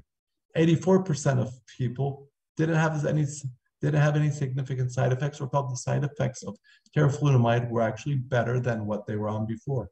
And 90% of people thought it was convenient. This high treatment adherence, low discontinuation rate is probably one of the reasons why the drug works. Because as Dr. Bassem said, drugs don't work if you don't take it. So you want people to take drugs and you want them to be on the drug for a longer time. 98% of people reported more than 80% compliance. And we say 80% because we feel that in order for the drug to be effective, you got to be at least taking it 80% of the time. As we show right here, adherence and persistence is significantly better for Aubagio over the injectables and over DMF. So not only is it effective, not only is it safe, it appears to be even more tolerated versus other first-line therapies, whether they were injectables or DMF. So when we compare teriflunomide versus DMF, and this study right here, time to first relapse, there was no difference between the two arms, which tells you that this drug is effective, it works, and then given the once-a-day dosing versus DMF, which is twice a day, it's actually more easier for people to remember to take the medication. Sorry. So in summary, Aubagio showed significant impact on cortical gray matter atrophy. Treatment with Aubagio showed improvement in cognitive outcomes. Adherence and persistence were significantly better on Aubagio compared to DMF and injectables. And finally, there was no significant difference between Aubagio and DMF for efficacy. So let's talk about the mechanism of action and safety of teriflunomide. Teriflunomide works on an enzyme called dihydroorotate dehydrogenase, DHO, dihydroorotate dehydrogenase. I am blanking out on the initials, guys, I'm sorry. So what it does is it basically causes lymphopenia, but not a significant immunosuppressant lymphopenia. It is not considered an immunosuppressant, and it works in the peripheral. By reducing the B cell lymphocytes and the T lymphocytes, you're getting a less amount of those cells crossing the blood-brain barrier, thus reducing inflammation, demyelination, neurodegeneration. Very simplified version, but kind of gives you the idea of how it works. What about adverse events? When we look at adverse events versus placebo, very similar. All adverse events, 88%, 85%. Serious adverse events, very similar, 12% and 13.3%. Adverse events leading to permanent discontinuation. It was 12.5% in the Aubagio arm, 7.5% in the placebo arm. But when we break down the adverse events, mild, moderate to severe, there was really no significant difference and no difference in death between the two groups. So Aubagio is supported by 16 years of clinical trial experience with more than 3,000 patients and 6,000 patient years of cumulative exposure. Safety outcomes were consistent with the core study results, up to 6.5 years of safety monitors of patients in the Tower study and 10.5 years in the TEMSO. So treatment discontinuation due to common adverse events were rare. So if we look at the common adverse events, which are the elevated transaminases, the neutropenia, the hair thinning, the diarrhea, the nausea, the only group of people that had a slightly higher incidence were the hair thinning. 1.3% in the Aubagio arm and 0.1% in the placebo arm. The ALT, AST, you had an increase, but I'll talk about that later on as well. Nausea and diarrhea were usually mild to moderate in severity. It is increased early on in the first couple months, but by month 3 to 6, it's very close to placebo. Same thing with diarrhea. Up to 6 months, it's still present, but after 6 months, it appears to peter off and taper off, and very similar between the two arms. Most events were mild to moderate and rarely led to discontinuation, and the majority of patients recovering during the observation period. Hair thinning. This was something I was talking about. Teriflunomide can cause some hair thinning, and it can happen very initially. Usually in the first 4 to 6 months, there is an increase. It's not hair loss. It just changes the hair cycle growth. So patients may notice that when they're brushing their hair, more hair is coming out, but it's not alopecia. And what this study shows, or what this graph shows, by month 6, yes, there was an increase in hair thinning in the beginning. By month 6, whether you're on placebo or you're on Aubagio, it's equal. And actually, the hair loss that you initiated or you felt in the beginning comes back by month 6. It's not permanent. Elevated AST, ALTs were mostly 1 to 3 times the upper limit of normal. Very rarely did anyone go above 3 to 5 times. And there's never been a case of acute liver failure from teriflunomide, which is very important and good to know. Does it cause lymphopenia or neutropenia? No, it doesn't. You get a drop, but it's still way above the lower limit of normal. So it is not an immunosuppressant. Incidence of infections were similar for the Aubagio patients, with or without lymphopenia. As you can see, all infections, serious infections, very low. There was no increased risk of infections with Aubagio versus placebo. Comparable and frequent incidence of opportunistic and serious infections were observed between the placebo and the Aubagio. No difference. And most infections were mild to moderate, and there was no case of PML to date. What about malignancy? You know, this is always something that we worry about. As we use medications that affect the immune system, are we affecting the ability for immunosurveillance? There's no significant difference, which is good. There's no increased risk of malignancy with Aubagio.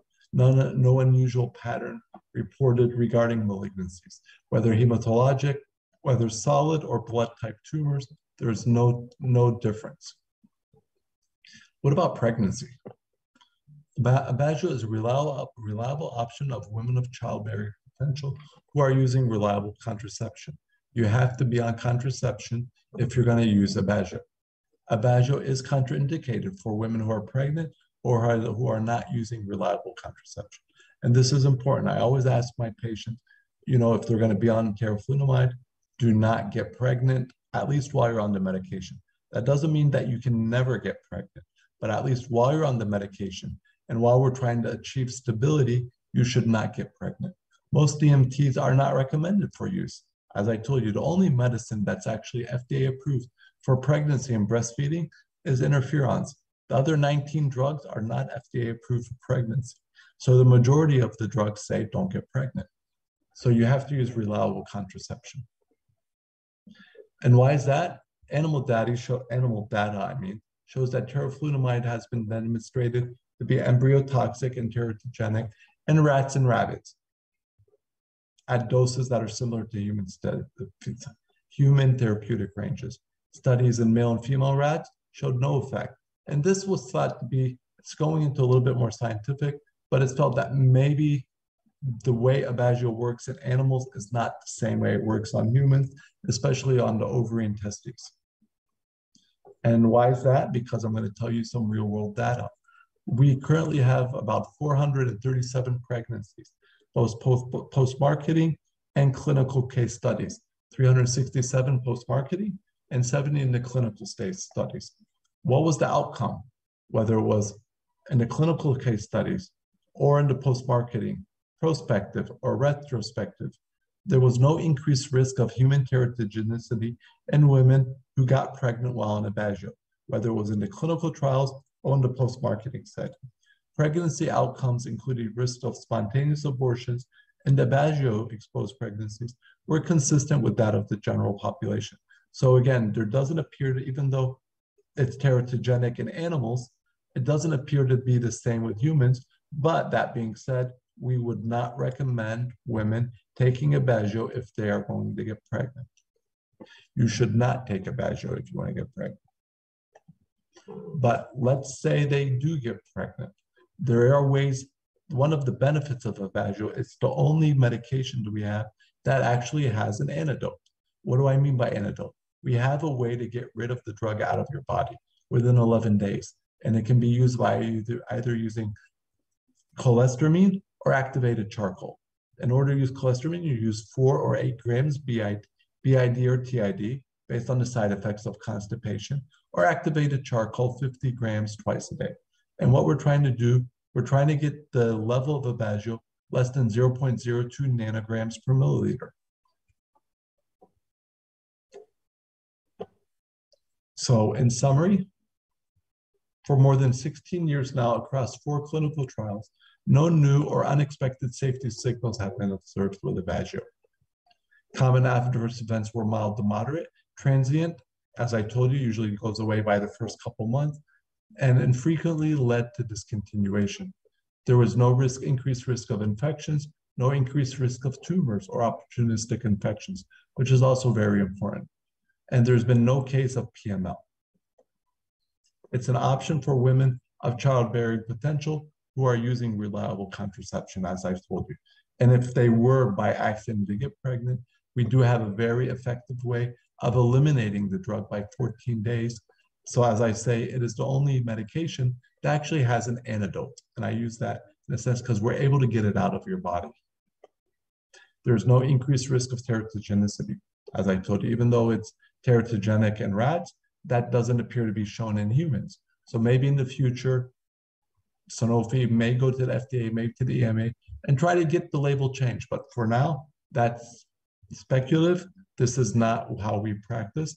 It is not to be used for pregnant patients. And as I told you, it's only DMT that allows washout. So with that, that is the end of my presentation. Thank you very much. Thank you, Dr. Shatila, for another great presentation. We have a couple of questions. I think you answered a couple of them towards the end. Well, one question is, why does the hair thin on some patients? Why does that happen? You know, that is a very interesting question. Thank you, Gerard. Actually, what it's felt to be, it doesn't kill the hair cells. The way I understand and the way I always explain it to my patient is that our hair, it's in a cycle. You've got some hairs that are growing, some hairs that are dying. That's normal, right? With Aubagio, all the hair cells seem to die together and grow together.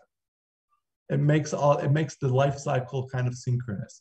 So that's why in the beginning, you know, you get hair cells growing, but then you're getting the same hair cells dying. So that's why patients may notice in the very beginning that they're losing more hair in their brush. But by month 4, it goes back to normal, and whatever you lost, you get back again. So it's not an alopecia hair loss. It's just hair thinning, and it's temporary. There was a question regarding pregnancy, but I think you answered that quite comprehensively towards the end. But there was a follow-up question about breastfeeding. Do you want to kind of discuss breastfeeding and Aubagio? No, you cannot give Aubagio for breastfeeding.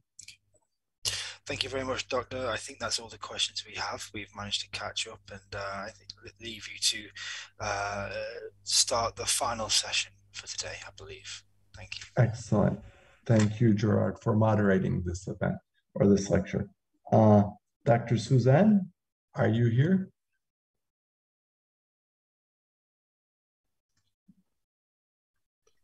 Assalamu alaikum. I'm here. Wa alaikum assalam, Dr. Suzanne. How are you today? I'm very good. Thank you. How are you? Alhamdulillah. It's been a long time. It's nice to see you after. Very long time. Yes. I think last time I saw you was at Minectrums, maybe like almost 8 months ago. 9. Wow. I think so. Yeah. Long time back. Yeah. So thank you today for agreeing to speak about this topic. You will be, and I always consider you as the champion in women's health. You do such a great job talking about women's health and family planning when it comes to MS, and thank you for doing that. Thank you so much for this. It's our kind words. And with that, Dr. Suzanne today is going to talk to us about optimizing family planning in MS. This is a symposium sponsored by Biogen. Dr. Suzanne, let me get her biography. Dr. Suzanne Rahim Nouri. She is a senior consultant neurologist. She graduated from the University of Khartoum and went on to complete her clinical doctorate of medicine from the same university. She completed her membership from the Royal College of Physicians, MRCP, then the fellowship FRCP from the Royal College of Physicians of Edinburgh to become the Multiple Sclerosis Certified Specialist, MSCS, from Multiple Sclerosis MS Consortium in the United States. She also completed a postgraduate certificate in MS, multiple sclerosis practice, PGCMS from Leeds Metropolitan University in the UK, where she's also currently registered for a master's degree program in multiple sclerosis. Today, Dr. Suzanne is going to talk to us about optimizing family planning in MS. So with that, the virtual floor is yours, Dr. Suzanne. And I will remind you at the 25 minutes mark. All right, okay. Thank you very much. Thank you very much, Dr. Ahmed, for the kind introduction. And I would like to thank Biogene also for the kind invitation. In the very beginning, I would like to extend my condolences to كل شعب الإمارات وحكام الإمارات والشيوخ في وفاة صاحب السمو الشيخ خليفة بن زايد آل نهيان. نسأل الله يتغمده بواسع رحمته and may his soul rest in peace. Of course, I'm really pleased to be the speaker of Biogene in this symposium to share with you the updates on family planning in patients with MS and how we can optimize it. In this symposium, I'm going to tackle in general the challenges and the opportunities in family planning for patients diagnosed with multiple sclerosis. Across the approved DMTs, already been a lot of talk about DMTs today, and I will focus on Biogene's portfolio, the Avonex, Tecfidera, Tysabri, and I would like also to highlight the updated recommendations on family planning, the use of medications. So this is my disclosure.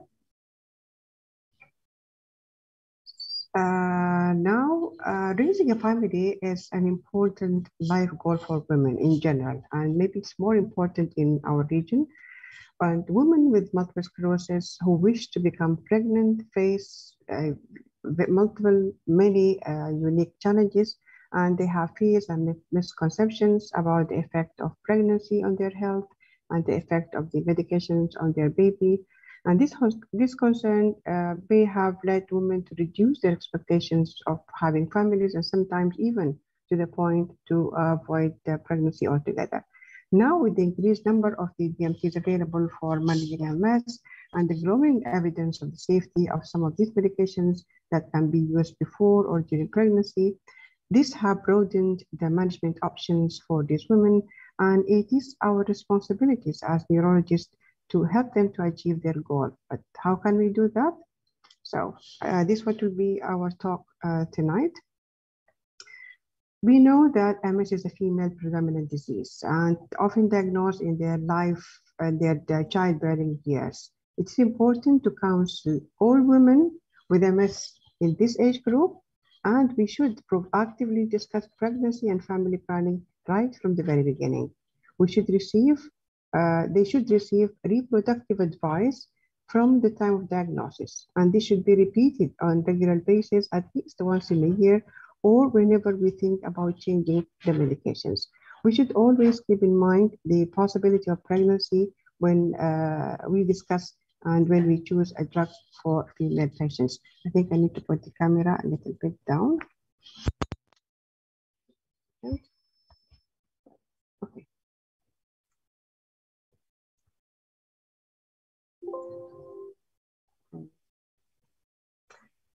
One of the hot topics for young women diagnosed with multiple sclerosis, and the big concern is the question if MS affects their ability to get pregnant.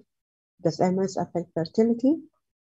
Well, MS in itself does not adversely affect fertility. It does not affect pregnancy or childbirth, and it does not increase the risk of miscarriages.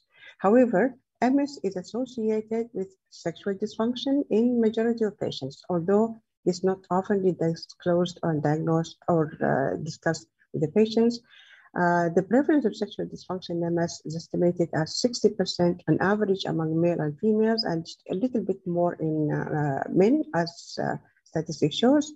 And that would be related to the disease itself or in the drugs, either directly by loss of the libido, erectile dysfunction, vaginal dryness, or indirectly through the other symptoms of MS like bladder symptoms, incontinence, fatigue, spasticity, depression, and other issues. There are also some reports that hormone abnormalities may have contributed to some changes in the fertility for some women, but these have not received any evidence so far to support this notion. Right. Another major concern for future parents is on the heritability of the disease. What are the risks of the child to have MS? So the answer for this, MS is not directly inherited, meaning that it is not a disease that is passed down from generation to generation. And the risk in general population of developing MS is about 1 in 750 or 1,000. This chart on the left side shows the recurrence risk of multiple sclerosis in families. As you can see, dizygotic twins, they have 5% concordance, monozygotic twins, 25% concordance. However, if one parent has MS, the risk of the child and the sibling develop MS is very small. It's only around 1 to 2%, meaning that 98% of children will not have the disease. And the risk is a little bit higher when both parents have MS, but still we get around 80% of children without having any problem and they don't have a disease. Okay. One of the hot topics also, the discussion of pregnancy and MS. So what about the advice of getting pregnant or not getting pregnant? About 30 years ago, women with MS were advised against getting pregnant because neurologists at that time believed that pregnancy might worsen the disease. Then studies showed that pregnancy year was no worse than any other year, and pregnancy did not worsen the diagnosis. And that until 1990s, the advent of DMTs raised the questions, should therapy with a drug not yet known to be safe in pregnancy be deferred until completing the family? Should therapy with the drug should be started and stopped when pregnancy occurs? And with our knowledge now improving, and now we know better about these medications, then the decision of getting pregnant has been changed. And pregnancy in itself, we know that pregnancy itself is immune modulator, immune suppressor. And this is based on the data from the published large prospective studies on MS and pregnancy that was 1998, the PRISM study. The study showed a marked decrease in disease activity and relapse rate observed, especially during the third trimester. And it might be followed by a possible mild increase in the postpartum period, especially the immediate 3 months after giving birth. This increased risk of relapse has been estimated as 30% in the PRIMS study, or even less than 15% in the data from MS registry, MS phase. So the risk is not that high even for women getting pregnant or the research of postpartum relapses. And although the exact mechanism is not known, why there is a reduction in the relapse rate during pregnancy, this is thought to be related to the hormonal changes that modulate the mother immune system and inducing complex immunological changes and reactions. And of course, that is beyond the scope of this talk this evening. However, we have evidence came from the clinical trials using estriol to mimic a pregnancy level concentration that was associated with significant reduction in MRI lesions. And also evidence came from observations that risk of relapse increases in the postpartum period when estrogen drops dramatically after delivery.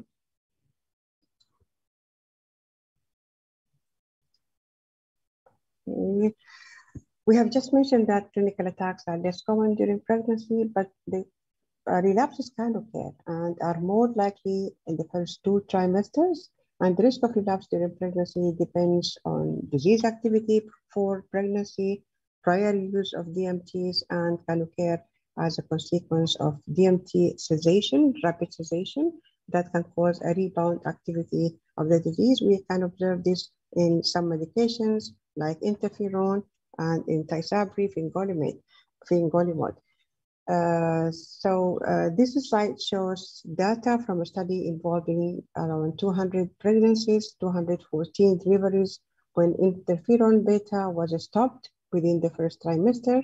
And we can see that in the pre-LMD group showed significantly more pregnancy relapses and higher relapses rate, and that effect was mostly observed during the second trimester.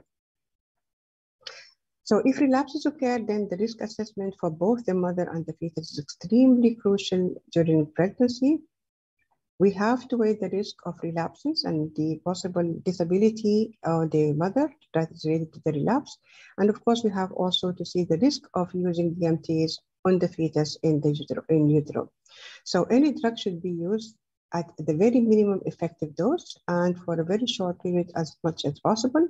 And when there are options, we should use drugs that is most favorable during pregnancy, that is rated to be like the lowest or the safest in the group. So I will discuss this in the coming slides. Okay. So how about the use of steroids to treat relapses during pregnancy? There is no contraindication for the use of steroids, especially the conventional short-term steroids. And although there is some controversy about steroid exposure during the first trimester, they can cause cleft lip, they can cause palate abnormalities, but most obstetricians feel that short-term steroids can be used in all trimesters. We should avoid dexamethasone because dexamethasone can cross the placenta and it should always be avoided. So in the postpartum period, in the immediate postpartum period, there is a concern of restarting the DMTs and breastfeeding, and this concern should always and preferably be discussed and agreed upon quite early during pregnancy or even before pregnancy. However, there are many factors that can also influence our decision of restarting DMTs.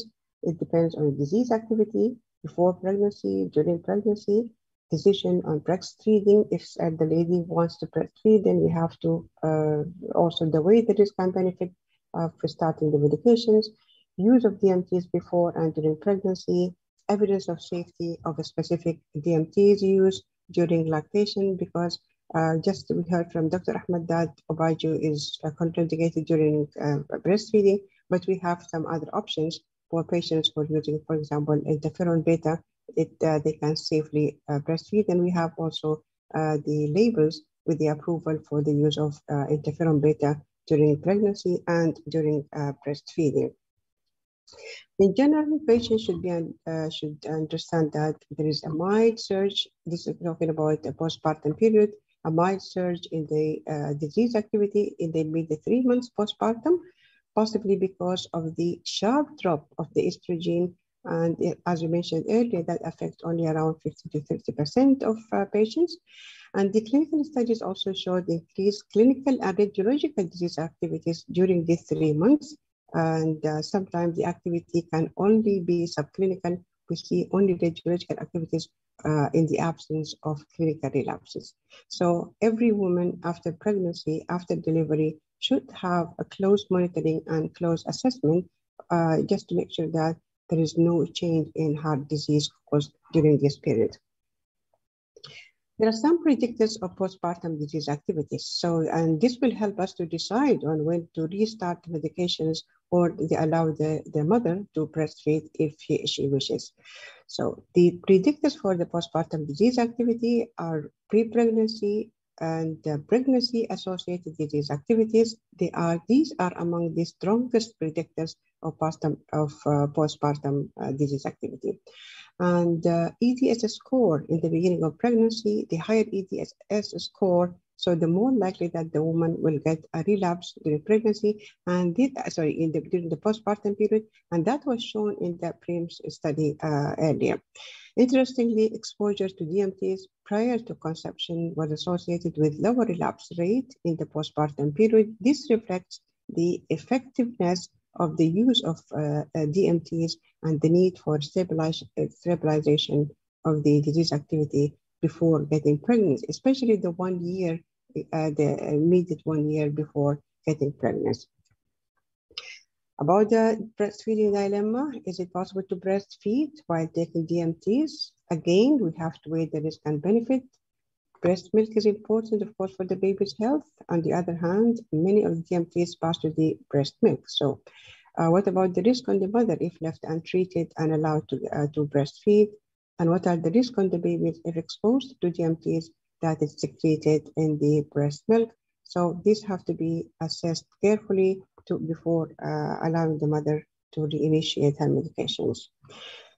The data regarding breastfeeding and disease activity in postpartum women with MS are very limited, and the results appear sometimes very conflicting. Some studies show that exclusive breastfeeding for at least 4 months reduces the postpartum relapse risk.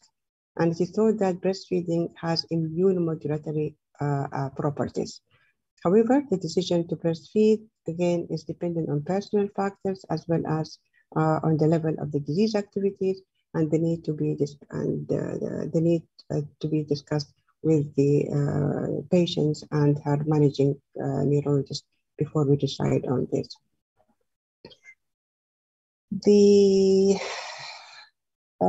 So clinical management should be individualized, of course, and to be optimized with pregnancy and MS disease outcomes. Of course, always we have to discuss case by case, and every woman is considering the individual conditions and disease activity before we decide for breastfeeding or even for decision for getting pregnant. So how can we optimize treatment strategies for women with MS before and during and after pregnancy? As we mentioned that in the past, it was generally advised that no DMTs for MS taken during pregnancy, as none were approved for use. Today, there are no prospective studies or clear guidelines on the use of DMTs during pregnancy and lactation. On the other hand, we know that there are also potential risk of discontinuing a DMT during pregnancy. Disease might rebound, and this has been reported with some medications, as we mentioned earlier, interferon, tysabri, and fingolimod. So one slide already I showed about interferon beta discontinuation, which showed the bound activities post stopping the medication. Therefore, we should carefully choose a DMT for young females diagnosed with MS. And we should always keep pregnancy and family planning in mind when we advise the patients for her initial DMTs. And we should consider also there might be a need to escalate later on. So all has to be considered with family planning in mind. This table gives a summary on the recommended contraceptive use and the washout period needed for different disease-modifying drugs that are commonly used now. And but now I'll be focusing especially on Biogen products, and highlighted in blue here. You can see there is no washout period needed for interferon beta class, and that includes Avonex and Plegridy. No washout period for dimethyl DMF or Tecfidera. As for natalizumab, recommendation is to avoid washout period before pregnancy, and that will reduce pregnancy relapse risks. However, contraception is recommended in case of DMF and tysabri, but of course not for the interferon beta class. And we have a strong recommendation for the use of effective contraceptive in all other DMTs. Dr. Ahmed just talked about Obagio, and this is, of course, should be used very strictly during taking the medications. So during pregnancy, use of interferon, including Plegridy, Avonex, can be considered if clinically indicated.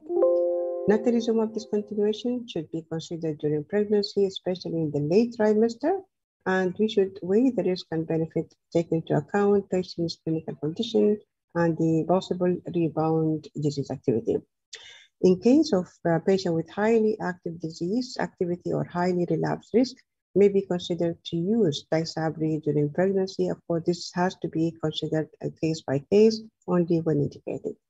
DMF or Tecfidera is not recommended as per label for the use during pregnancy. What about after pregnancy?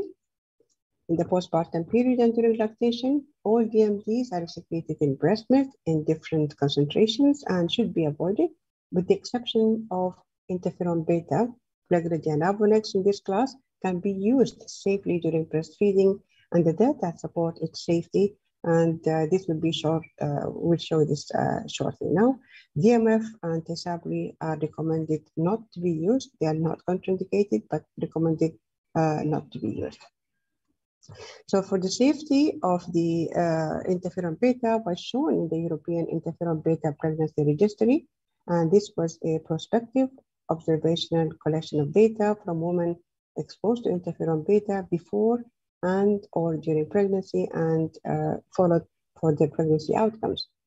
The registry collected around 900 plus pregnancy reports with known pregnancy outcome, and the outcomes included spontaneous abortions, live and stillbirth, with or without congenital anomalies. As we can see on the chart, the prevalence of pregnancy outcomes among interferon beta exposed patients remained within the range reported for the general population.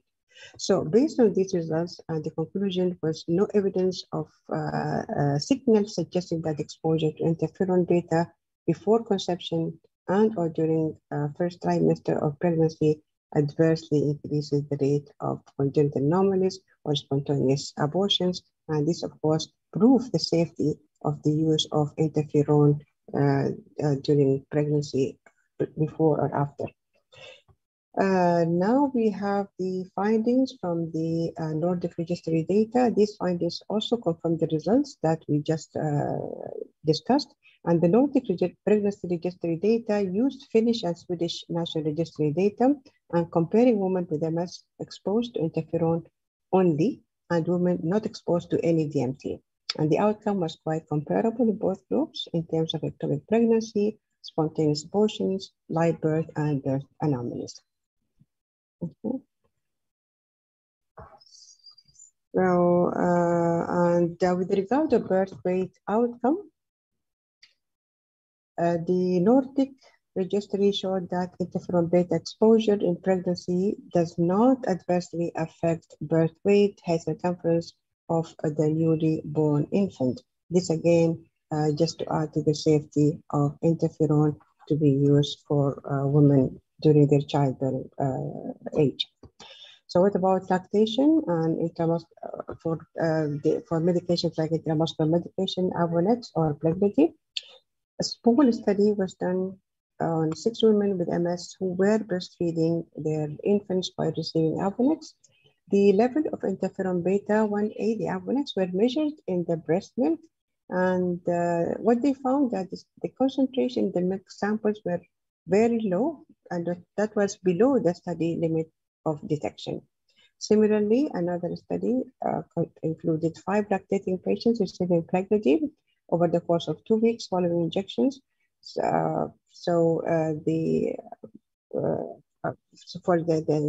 Taking the medicine, and the mean interferon concentration in breast milk was very minimal with negligible estimated relative infant. So for both Plegridy and for the interferon Avonex, the level was very negligible in the breast milk. So this also we can use DMTs during breastfeeding for in the interferon.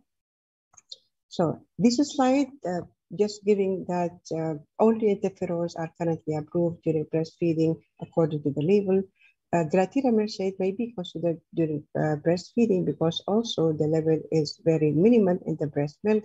Natalizumab not detected in the breast milk, was detected in the breast milk, and it is not recommended to be used during lactation. Okay. So the current label information and guidance for the interferon beta 1A use during and after pregnancy. So if clinically indicated, the use of Avonex, Plegridy may be considered during pregnancy. Avonex, Plegridy can be used safely during breastfeeding. This is a summary of what I just mentioned according to the label. So what about dimethyl DMF or Tecfidera? Tecfidera was assessed in an international registry of women with MS exposed to DMF. The registry was called TechGestry, and TechGestry is a prospective observation registry that included 8 countries with the target follow-up of duration of 52 weeks.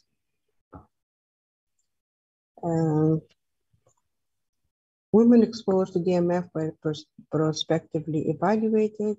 345 patients enrolled, 296 known pregnancy outcome, and estimated the loss of fetus and the live birth and the live birth was 96% in the study group or the study observation.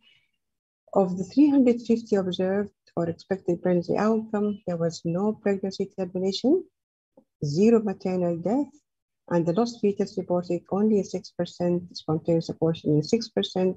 That was compared to the 8% in other MS clinical trials and even higher percentages in general population of 12 to 16%. So the very low percentage of spontaneous abortions or termination observed with Tecfidera in this test-3 observation study. 5 minutes remaining, Dr. Suzanne. Right, almost done. The majority of infants, regarding the birth weight, the majority of infants were full term at birth, and the average gestation age was observed for these babies. So the general interim analysis of the test-3 show no safety signals for DMF exposure on a pregnancy outcome. So in summary, for Tecfidera, planning family with Tecfidera as per label, we know that there is no washout period, data limited in DMF in pregnant women. It's not recommended during pregnancy. It's recommended to use contraception during taking the medications. DMF should be used during pregnancy only if clearly needed, and it is unknown whether DMF or its metabolites are secreted in the human breast milk. Therefore, as we always do, we should weigh the benefit and risk before requesting the mother to reinitiate or just to defer the decision of breastfeeding. So with Tysabri, what is the plan? Natalizumab data with regards to pregnancy and lactation. Tysabri is not contraindicated in pregnancy, although the label said that discontinuation should be considered if the woman taking Tysabri becomes pregnant. Tysabri offers flexibility to plan for a family to get pregnant. The decision to start to continue Tysabri in pregnant women and those of childbearing age depends on the benefit risk assessment. And Tysabri, as we all know, does not affect fertility and does not require use of contraceptions. During pregnancy, assessment of risk benefits should be performed. Evidence from Tysabri pregnancy history does not suggest a negative effect on the pregnancy outcome. And after delivery, Tysabri can be started immediately after giving birth, especially for patients at high risk of relapse. And breastfeeding is not recommended for patients who receive Tysabri. So, for the natalizumab safety assessed in Tysabri pregnancy exposure, what's called a TPER, involving 370 pregnant patients with 350 known birth outcome, and the outcome was assessed for live birth, spontaneous abortion, and elective termination and stillbirth. Registry suggests that spontaneous abortion rate for people with MS exposed to natalizumab in early pregnancy is very similar to the rate observed in general population. And the other independent data from Germany and Italy also do not suggest that natalizumab has specific effects on spontaneous abortions nor on congenital abnormalities. What about breastfeeding and natalizumab? Tysabri succeeded in human milk and its effects on the newborn is not known, so breastfeeding should therefore be discontinued during treatment with Tysabri or not recommended.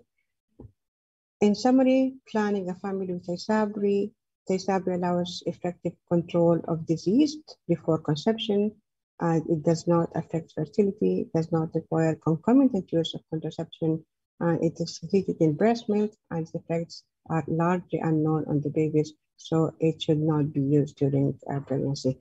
So this is my last slide then on the, just to mention the other genital table information. How can we plan pregnancy and breastfeeding, especially in highly active disease patients? We are comparing here Tysabri with all other therapies that are strict labeling for the use of contraception during treatment and after the last menstrual period during the last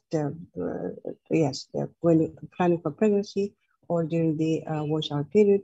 So breastfeeding is contraindicated when the patient resumes fingolimod or cladribine post-delivery. So just to conclude, we should always consider the possibility of pregnancy in the future for patients diagnosed with MS, especially young female, and we should choose therapy appropriately to minimize the risk if a woman wishes to get pregnant. Data are accumulating from pregnancy registries and the safe use of DMTs in people with MS. Interferon use today may be considered during pregnancy if indicated clinically.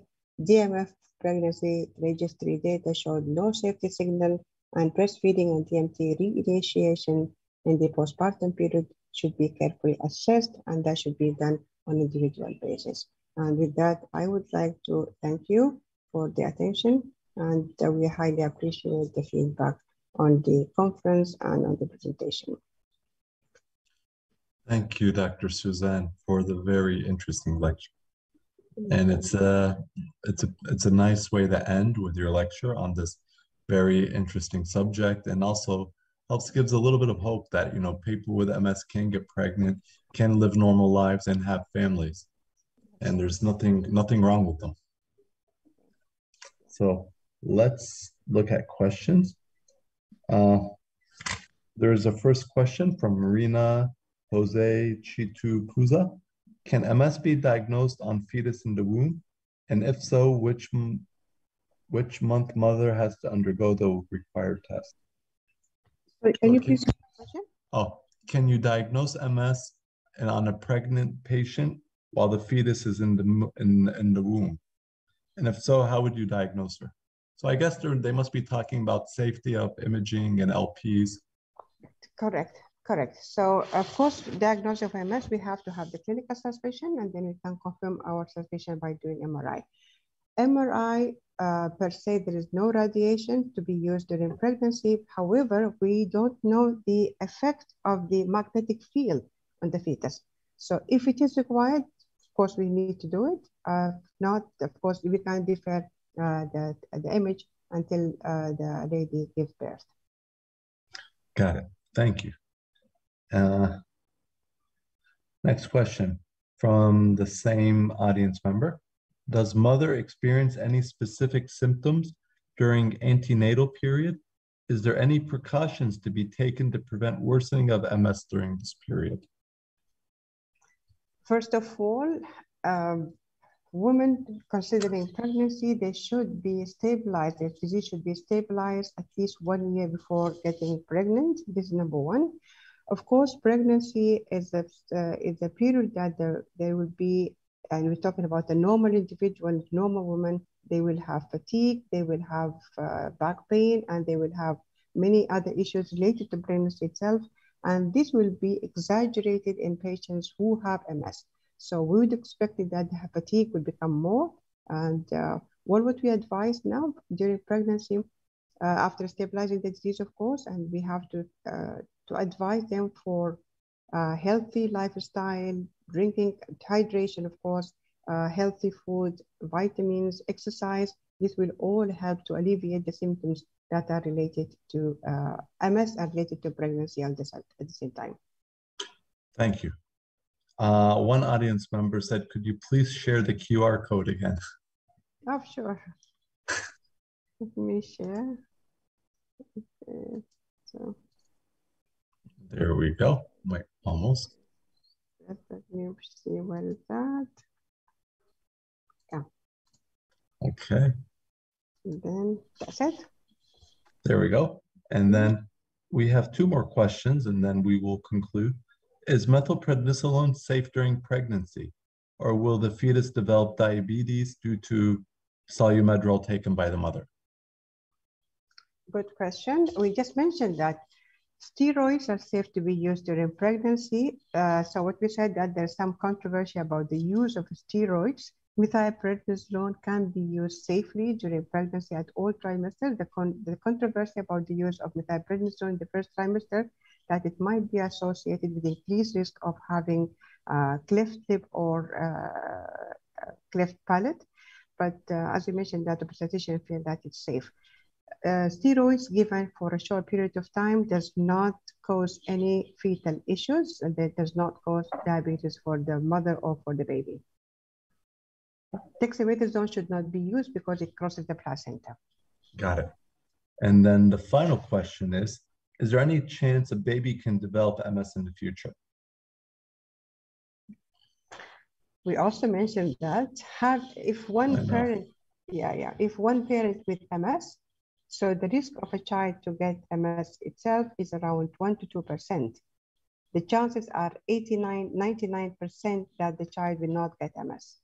As we mentioned, it is not a Mendelian inheritance. It does not go directly from the mother to the baby. It is not vertical inheritance. So the risk is small if of course, most of the time it's one parent that has MS, not both parents. So if both parents have MS, so the risk a little bit higher. So there will be a chance around 30%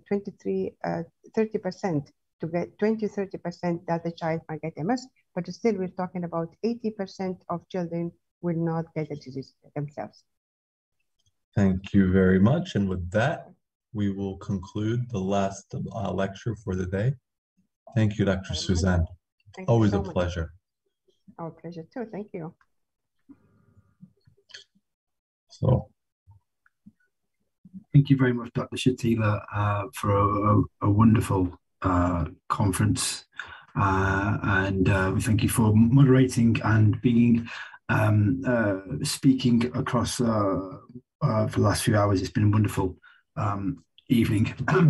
Obviously, in the shadows of the news today of his passing of His Highness Sheikh Khalifa Al Nahyan, we have took the decision to postpone Saturday and Sunday in respect and to reflect in the morning of the UAE. So we will be rescheduling the Saturday and Sunday sessions for a date in the near future that we will keep you posted with. Today, thank you for being with us, and we hope you had some educational insights and knowledge for this for today. But it is important to be reflection with the people of the UAE tomorrow and Sunday. So we will update the new dates for the rest of the conference accordingly. So with that, I'll hand the floor back to Dr. Shatila for any closing comments for today. Thank you, Gerard, for the introduction. Yes, I agree, and we will be postponing tomorrow and after tomorrow out of respect for the current loss of His Highness Sheikh Khalifa bin Zayed Al Nahyan. Inshallah, we will come back at a later point in time to continue these webinars. But when we end, I'd just like to say once again, thank you everyone for joining today. I hope you were able to take some information and bring it back to your patients to help them live better lives. And inshallah, we will meet again in the future. And I would like to thank my sponsors, the sponsors who helped this event become possible. And I'd always like to thank Gerard from Focus Gulf and his IT team. Without his help and support, these conferences would never materialize. So thank you. Thank you, Dr. Shatila. Thank you so much, everybody. And yes, we'll be in touch soon. And so then, please everyone be safe and have a good night. Good night. Ma salam, everyone.